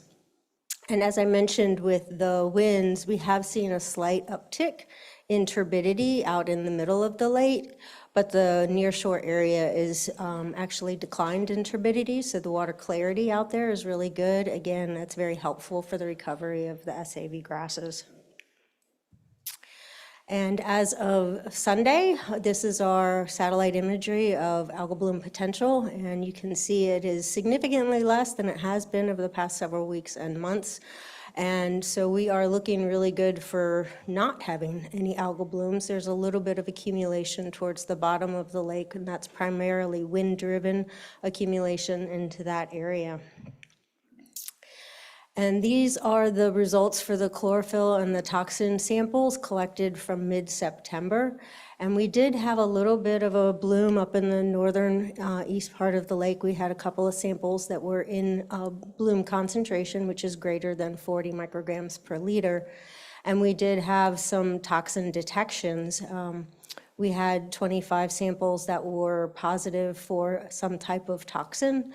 5 of those were for microcystin, but none of them were even anywhere near the recreational threshold of concern for those toxin levels. And then, fresh off the press, we had sampling last week, and here are the toxin results for those sampling events. We had 19 samples that were tested positive for some type of toxin, but all were well below 1, and therefore we're still looking really good for lake conditions out there with very, very low toxin conditions. Moving on to the St. Lucie Estuary. Total flow into the estuary was 2,580 CFS, with most of that coming from the tidal basin. And that has, as Mr. Perry remarked, dropped the salinity a little bit, and especially compared to last month, you can see that the salinity gradient is a little further downstream from Roosevelt Bridge. However, the rolling average for the salinity at Roosevelt Bridge is still in the optimum range for adult oysters in that area. And we also are reporting some recruitment for oysters at the Rio Station, and we had an uptick in recruitment. The sampling was collected in September 3rd, so the data reflect the conditions of August's recruitment levels, and we had 1.1 spat per shell, which is an uptick from the previous month. And then quarterly, we sample live oyster density, and this is where we got some really exciting results. Our density measurement for this past September was nearly 1,000 live oyster per meter squared at the Rio Station, which is the highest density we've had over the past 2 years. So we're very excited to see those numbers. Now moving over to the Caloosahatchee, we had a total flow of 2,589 CFS, with most of that coming from the C43 basin. And we've also seen a shift in the salinity gradients here, with most of the estuary being less than 5 is salinity. And we have therefore seen a decline in the salinities throughout the lower estuaries, but this is not surprising given the high quantity of flow that we've been experiencing over the past several weeks. And for where the salinities are for the oysters, it's a mixed bag. We've got in the damaging range at Cape Coral, in the optimum range at Shell Point, and in the upper stress range for Sanibel. And that is not unusual to have these mixed conditions because of the various locations within the estuary, and it's usually Shell Point that's the best indicator for the oyster conditions, because that's where most of the oysters are. And for the oyster recruitment data that we got for this past month, these samples were collected in mid-September, so they reflect the conditions of the end of August and early September. And we did see a decline at both the Iona Cove and the Bird Island stations from the previous month, but we still are seeing pretty good numbers for that area, for those areas in general. So the oysters are actually looking really good in both estuaries this year. And the oyster density for these areas, they are not as high as they were in May, but that's okay. They're still in line with the other samplings, especially for September samplings. And so again, these numbers are reflecting very healthy oyster conditions in this estuary. So looking at the southern portion of the system, you can see for the inflows into the Everglades and water conservation areas, just above about 500,000 acre feet of inflows. That's indicative of that lack of rainfall from the previous slide and some of the deficits that we've seen in the southern portion of the system. Overall, for the flows down into the park, you're just over 300,000 acre feet, which is inclusive of some of this seepage return over here on the eastern side, as well as right there at 356 at the corner here. But for the intercoastal and its urban runoff, again, you saw Broward County was the least amount of rain district-wide so far this wet season, but still there's been about just under a million acre feet of water been delivered from the urbanized area to the Atlantic and the intercoastal waterway, with about 700,000 acre feet of that number being delivered down towards Biscayne Bay in this region. So looking at the stormwater treatment areas, again, reflective of that deficit within the basin itself, there's only been about just over 400,000 acre feet, 445,000 acre feet that have been treated through the stormwater treatment areas and delivered to the Everglades from that basin. And of those total flows, about 32,000 acre feet of that came from the lake. And we've also been seeing a lot of flow going into STA 3-4, followed by STA 2. And as a result, the water levels in those STAs are above target. All of the cells are experiencing at or above target stage water levels, but this is not unusual for this time of year. One thing that I did want to bring your attention to is our outflow and inflow concentration graph. And you can see 1 East, 1 West, 2 and 3-4 all have amazing outflow number concentrations. They're all 19 or below.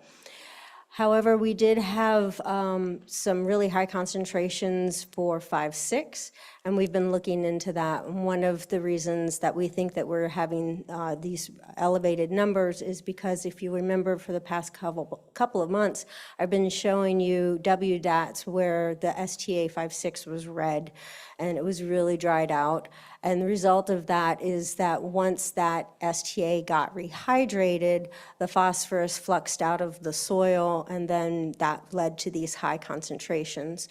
And so we've been working on some ways to avoid having these high concentrations in the future. One of them is the C139 FEB.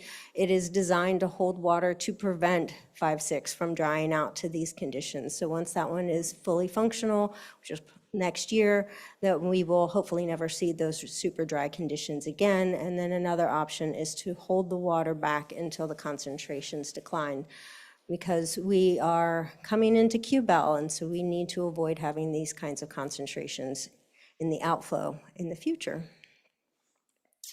And this is what the water depths look like at the moment. You can see STA 1 East has one section, the central flowway. That is offline for a leveling project, and that's why that one is still red, but everything else is got a lot of water in it right now, reflective of the stages being at or above target. So looking at the southern portion of the system, you can see Conservation Area 1 up here in the upper right-hand side is below its schedule. It's just been gradually rising up with some of the direct rainfall and some of the inflows from the 2 stormwater treatment areas, 1 East and 1 West. But for the most part, it's below its regulation schedule for this time of year. Area 2, on the other hand, is above its regulation schedule, contributed by this direct rainfall that you can see on the graphic here. We've started operations to move some of that water from Area 2A down here into Area 2B. So those levels will start coming down as we move forward in time. Area 3, again, reflective of the drier conditions that we've seen in the southern portion of the system, has remained below schedule pretty much all this year. Never going all the way back even before January into the latter part of last year. You'll recall that over the past several years, we've gone through multiple emergency deviations for high water conditions in Area 3A, but fortunately, we did not have to do any of that this year, and it has remained below its regulation schedule while we continue to deliver water out of 3A down into the park. Currently, the S12A and B have closed, and just recently, as of yesterday, I believe, the Corps of Engineers closed S12C just to be able to meet the Tamiami Trail flow formula for that delivery of water out of the 3A down into the park. As those numbers, as the conservation area starts to decline, then the flows will start to decline as well, because it's a stage-based calculation as we move water from Area 3 down into the park. Down the South Dade conveyance system, all conditions are relatively normal. We're continuing to make some operations, pumping the 332s as needed, and keeping that water and keeping that hydrologic ridge over here on the eastern side of the park. All right, water depths in the Everglades, as you can see from the graph over here, is much improved compared to a month ago. And we've actually got some really high water conditions in Water Conservation Area 2A in the southern region. It's actually at about 3 feet right now, which is much higher than average. And we do have a few places that are still dry, like in the Northeast 3A and also Tamiami Trail here. But the hydrologic connectivity for the 3 major sloughs that feed into the park are much improved. However, compared to the 20-year average of where we would be, you can see that we've got a lot of red for 3A primarily.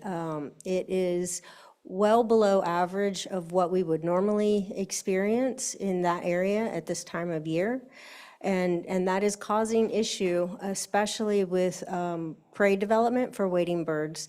And this is the 3rd year in a row that we've had drier than normal conditions in this area, and it has impacted the wading bird population because of it. So it will be critical to get this area hydrated at an even greater level so that we can get prey production. And so I wanted to dig in a little deeper into what those means. It's one thing to see a big blob of red on your screen, but I wanted to show you what that looked like over time. So starting at Water Conservation Area 1, well, let me back up. Let me explain this graph. So this is the average this is all of the flows, or excuse me, stages that have occurred since 2001. And the yellow band is the 10th and the 90th percentile of average. The grayish band is the 75th to 25th percentile. The black line is the median, and the red line is this year. I also want to make sure that you know that the median line, the black line, is not a target. It is just a median. There's nothing here that says where we should or should not be. It's just these are the conditions that have existed for the past 25 years. And so you can see for Water Conservation Area 1, we were actually pretty far below average between July and September. But then waters recently re-entered in this system, and it is now rapidly approaching average. And the ascension rate for that area is quite good from an ecological perspective. Water Conservation Area 2 started off the dry season a little on the below average side, but then quickly rose up and is now well above average at that particular gauge. And the ascension rate is leading us even further away from the median and is potentially further away from healthy ecological conditions. Water Conservation Area 3A, you can see the locations of each of the stations on this inset map over here. So we've got north, central, and a southern area of 3A. And what I'd like to show you here is for the 63 gauge, and for the 64 gauge, we are well below normal, and the ascension rate is essentially flat for those 2 areas. So we are not moving in a direction towards the median at all, which is why we're having such dry conditions in that area. In the southern section at Site 65, we are starting to see some ascension back up towards the median range. We are at the 25th percentile.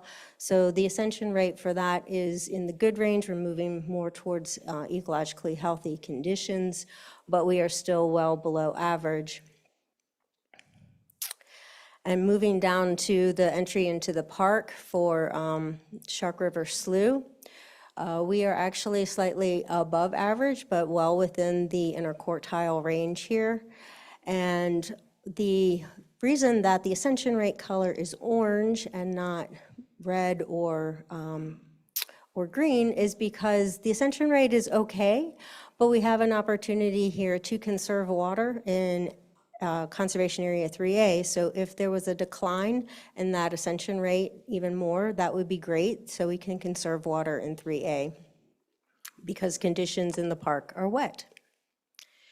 And moving down to Florida Bay, all the stages in Taylor Slough have increased over the past week. and the water levels there remain above the most recent average.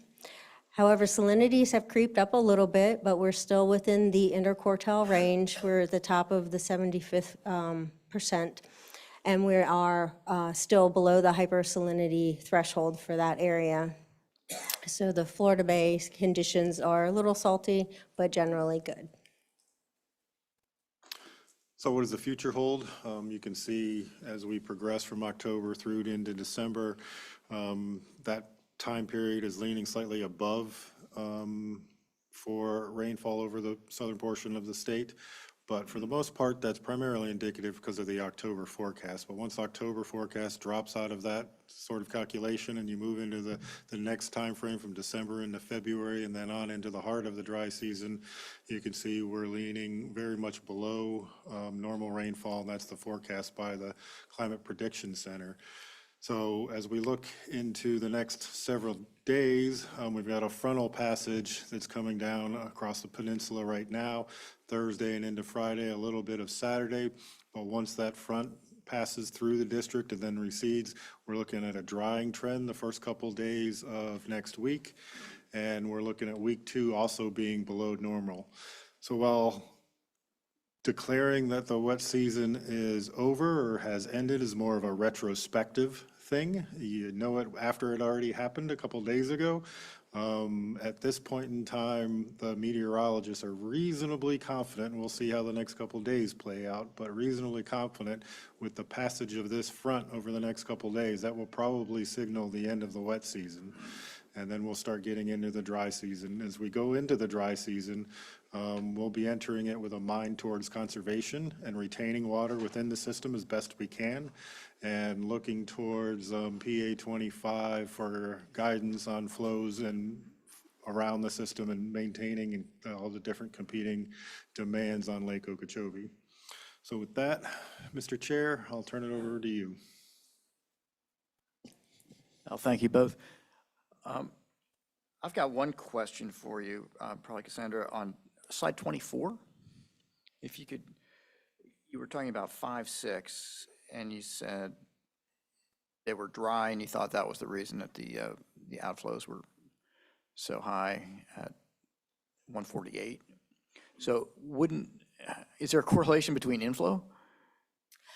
Yes, the inflow is the definitely. input's pretty high, right? Yeah, the inflow is also very high, and yeah, but we would normally, with those levels of inflow concentration, we would still expect to have much better performance than we actually got. Okay. So we would expect that the concentrations would be under 100, and so the 148 was quite concerning. And in fact, we did some of the singular samples that went into that average were over 500. So this is there's just a few samples in the overall average that are creating that dramatic rise because the concentrations were so high. Okay. Is it 139 FEB up and running? It is, but it doesn't, like the rest of the system, there's not a whole lot of water in it, so it wasn't able to keep 5, 6 hydrated so far. Okay. And John, maybe for you, are we moving water from the lake 256, or do we have plan? I know there was a question about that earlier. I think one of the commenters, and I'm sort of unclear what we're doing there. Currently, as of today, right now, no, we are not. We haven't been doing that for the wet season because obviously it was the wet season flows. But as we get into the heart of the dry season, we do have that capability to do it, and we will be implementing those operations. Okay, thank you. Anyone else? Mr. Bergeron. Well, I think from the standpoint of the environment, we've got a dry season that's kind of really been good for the environment. Maybe not good for water supply concerns that we had on the West Coast about water supply. But I think the environment in general has benefited where the wetland can have a dry season and a wet season to cleanse itself. So I think from that standpoint, from what I've seen, I've been out in Conservation Area 3 and 2 and in the Big Cypress, and I'm seeing a lot of benefits to the dry spell in the Everglades. I do see that we're a foot above in area 2 and a foot below in area 3. Is there any reason why we're not moving water through the 11s to equalize that natural flow? Yeah, as I said, we're looking to conserve water within the system. So one of the tenets behind that approach is you keep the water at the highest point in the system. So maintaining it in area 2 for a little bit longer is what we're looking to do. Is we move some of that from 2A into 2B. But if those levels aren't starting to come down as we move forward over the next couple of weeks, then we'll have conversations with the Corps of Engineers about the 11s and how they're operated, maybe moving some of that water down through the system. Okay, I think that's important. I think some of the times why we're holding water in 2A and 2B is concerns about water supply. I hope as we go forward with the EAA and water available to the Everglades, compatible with the environment, that we can manage area 2A and 2B compatible with the environment at the end of the day. I know you've brought up in the past some of the higher water levels greater than compatible has been to balance water supply. But I hope as we are able to move water south and that we can eventually get to where 2A and 2B is not used to store water for water supply. So I think we'll get there. Thank you. Anyone else? Comments, questions? Thank you both. Ms. Smith? Pinch hitting? You're pinch hitting today? Yes. Good afternoon, governing board members. The monthly financial statement posted on the district's website is through August of 2025 and may be found under the budget and finance reports. A few highlights: we've collected a total of over $1.2 billion in new revenue from the month of August and expended $1.078 billion. We've collected all of our ad valorem revenues. And comparing August of 2025 to last August 2024, we've collected $184 million or 18% more in revenues and expended $173 million or 19% more. During the month of August, we collected $122 million and spent $89 million, with 95% of that expended on restoration and O&M. The $1.2 billion in revenue collections is mainly comprised of $789 million from state appropriated funds, mostly for Everglades restoration, $377 million from ad valorem, and the remaining $59 million from investment earnings, license, permit fees, leases, sale of district property, and self-insurance. We are spending, on average, over $98 million per month. Last August, we spent on average $82 million. So this is an increase of $16 million per month. But the good news is we are collecting on average $17 million per month. So that's convenient. That's all I have. The spending, that includes capital projects, right? Yes. Yeah, okay. So that's not, thank you. Anyone, questions, comments? Thanks, Jen. Thanks. We'll move now to item 29, which is general public comment. We'll hear first from Mark Perry, followed by Ben Olson.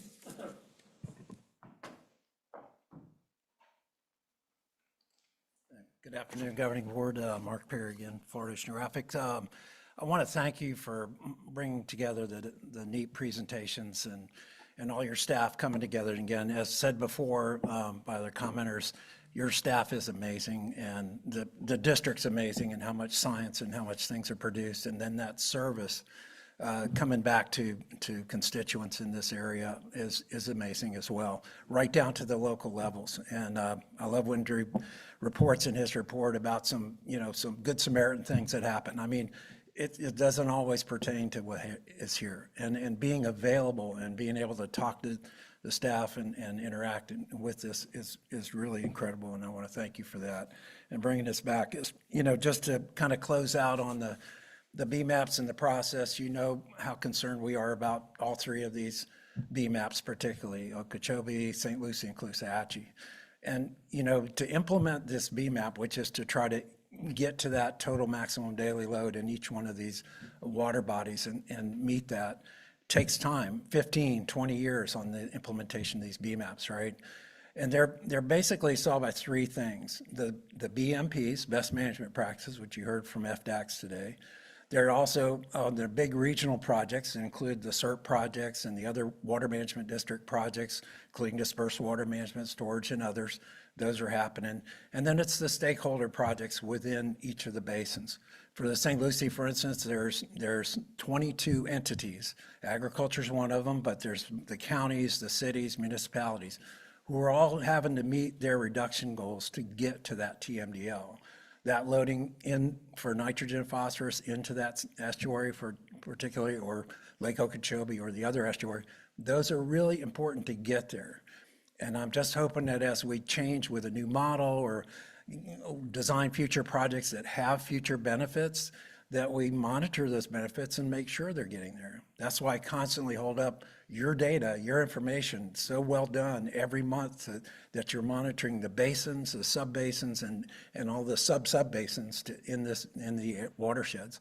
I'm really interested in going upstream and working with everyone in this watershed who has that pollution problem in that and that runoff, and trying to store and treat that water on their site rather than downstream building a big regional project to take care of it.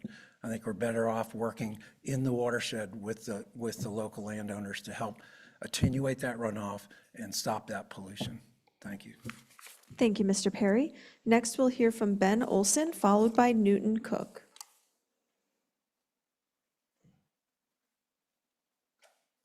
Hello again. So just considering the Seminole representative's direct quote I gave you guys, I'd like to reiterate that there is no environmental justification to shut the Kissimmee Billy culverts. The pond is identical to as it was in 1939. That's to the foot. The 1939 survey marked out the exact line. My great-grandfather built the road across Kissimmee Billy Pond. Those were equalizer culverts. Kissimmee Billy stranded in the native area was severed by the West Feeder Canal and by the actual West Boundary Road built by the Army Corps that runs east-west, not the north-south road with the culverts built by my family along the western edge of the native area.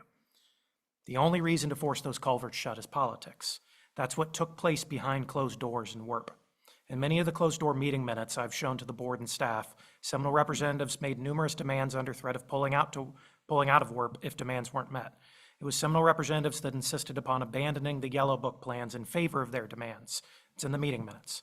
As work progressed, modeling data was then covered up under an improper claim of indigenous knowledge to specifically justify those culverts closing, giving control of the culverts over to the Seminoles, and making the Word of 24 deadline. The Corps' tribal liaison admitted this to me in person and confirmed it by her emails obtained by FOIA. WERP wound up passing as is under the promises that water management would not implement Region 2 WERP features and would instead work with the landowners on an alternative.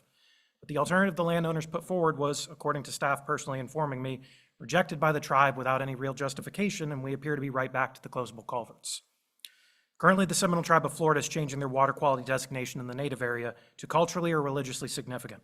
At the same time, they're easing their water quality restrictions on the rest of Big Cypress Reservation. This is all public knowledge.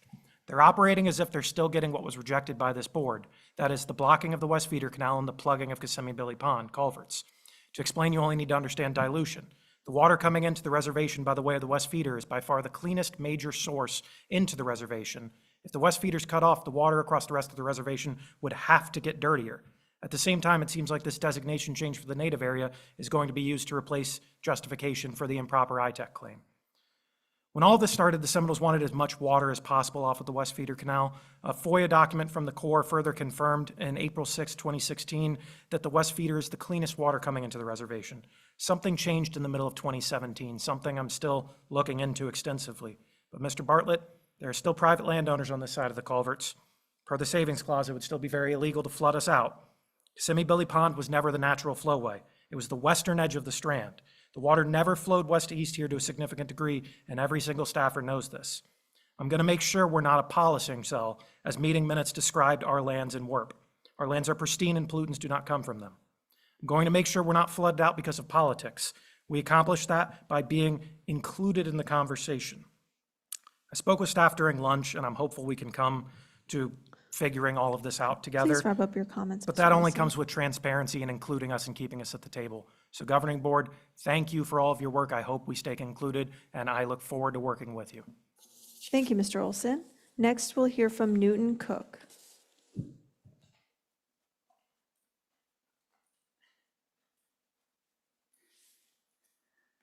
Thank you, Newton Cook, United Waterfowlers. I rarely make a public comment at the end of the meeting, but like a hungry fish, you got me hooked with the conversation about BMAPs and the work north of the lake. I don't think I have to tell anybody here how long I've been talking about north of the lake. You did more comments today on north of the lake than I have heard in at least 10 years, all put together. And if you've been sitting through as many meetings as I have, you would consider that to be a miracle. The problems north of the lake have from day one been the problems with Everglades restoration. The second problem, and I'm talking about anything but the bird, the second problem is the muck, 50 years accumulation of muck in the bottom of Lake Okeechobee. The lake is beautiful. You go out there today and you'll just be, wow, the fish are biting. Everything looks great. But there's a hidden poison, and that's the muck in the bottom of the lake. Colloidal suspension is going to occur the first good windstorm we have, and then the muck lake will look like this color. And that's when the people took the sample, I think, that declared Lake Okeechobee is the dirtiest lake, and because it is dirty. It has all that muck up in it, and the muck is full of every radical poison you can think of. So thank you for spending the time where we can actually do something. Now, the second thing is let's spend some time on that muck. It is an incredibly difficult problem. Don't run away from it. Don't run away from it anymore. You're addressing where the muck is coming from and the poison. Now let's address what's in the lake so we can send the water out of the lake south, east, and west without it destroying the ecologies. Thank you. Thank you, Mr. Cook. Mr. Chairman, we have no additional public comment. Well, thank you all very much for your comments. We'll go now to board comment, and I'll start on my left with Mr. Hurley. I don't have any comments. Great. Colonel Roman? Nothing further, Mr. Chair. Mr. Bergeron?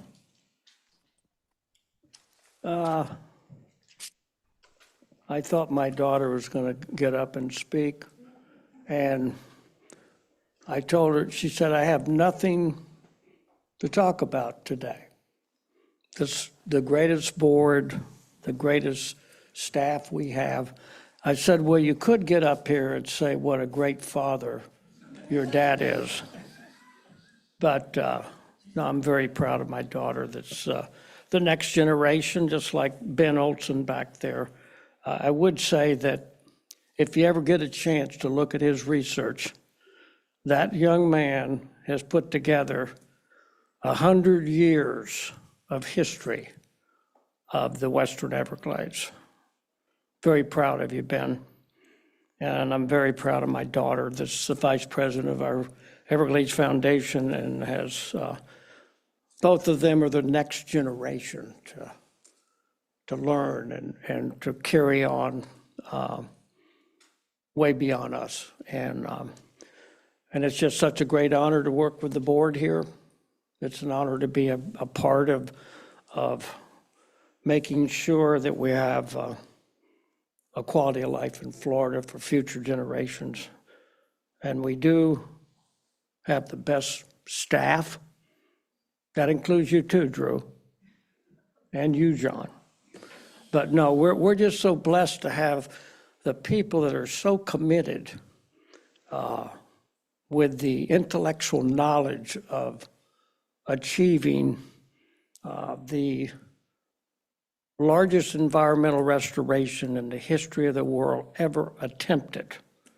And it's an honor for me. That's what I want to say, and long live the Everglades. Well, thank you, Mr. Bergeron. Mr. Butler, if you're still on. Thank you, Mr. Chair. Just real quick, thank you for the kind words on Papa Hendry earlier. And he certainly did leave a lasting legacy there in Okeechobee. But finally, just to wrap up, just echo comments that have been made throughout the meeting today. Ms. Whalen, Mr. Perry, Colonel Roman, and there were Mr. Bergeron, just talking about the great staff at the South Florida Water Management District. Appreciate everything y'all are doing. Very professional, and y'all are doing a great job. And in the words of Bergeron, that includes all the support you provide, Mr. Mitnick. Thank you, Mr. Chair. Thank you, Mr. Butler. Mr. Martinez.